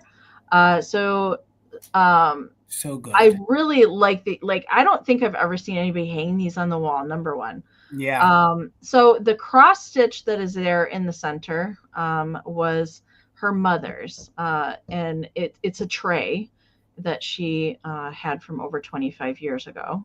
So I really like that. And the buffet that is underneath there was her grandma's. And she has bits and baubles on the top of the buffet. But she sent this photo before when she first started displaying them. And then she got the metal flower frog with the butterfly and the jewels from me to hang up there in the center, which I really like. I really like that. And I bet you all those green glass ones glow like the Dickens. Oh, yeah. Misty would say. Yeah. I bet you that they do. That's just, it's such a creative way to display those, because usually I see people display marbles or put them in stacks and that sort of thing, but I've never seen them hung on the wall. I think that's very cool. I want a wall of this now. I know. Who doesn't want a flower frog wall? I love that. So good. I love it, Nikki. Thank you for sharing that. For so some creative. Inspiration on what to do with things. And then the other two photos that I have tonight are from Matthew B. I didn't see him in the chat tonight. Sometimes he pops in toward the beginning. I didn't see him, but maybe he'll be watching on the replay. He did find recently got two birds. And he says he believes they're Norcrest. I concur with that. So this is the first one that he got. Little red cardinal birds. I've never run across these in the wild before. Neither one of these sets. Norcrest bird. Usually it's the bluebirds that we see most often, and followed by yellow birdies. But then I'd never seen these ones before. They're little blue jays. How cute are they? So good. I know. I want to see what's lurking in the background of that first one. I'm seeing some deer action back there and some. I think I recognize that background. I'm seeing some goodies back there. I want to see some more. There's some. I see purple cows and a deer and a little lammy, and I don't know what else is peeking out back there. Oh, I see a winking kitty in the very corner. So those were two things that Matthew just got to add to his collection. He does collect birds.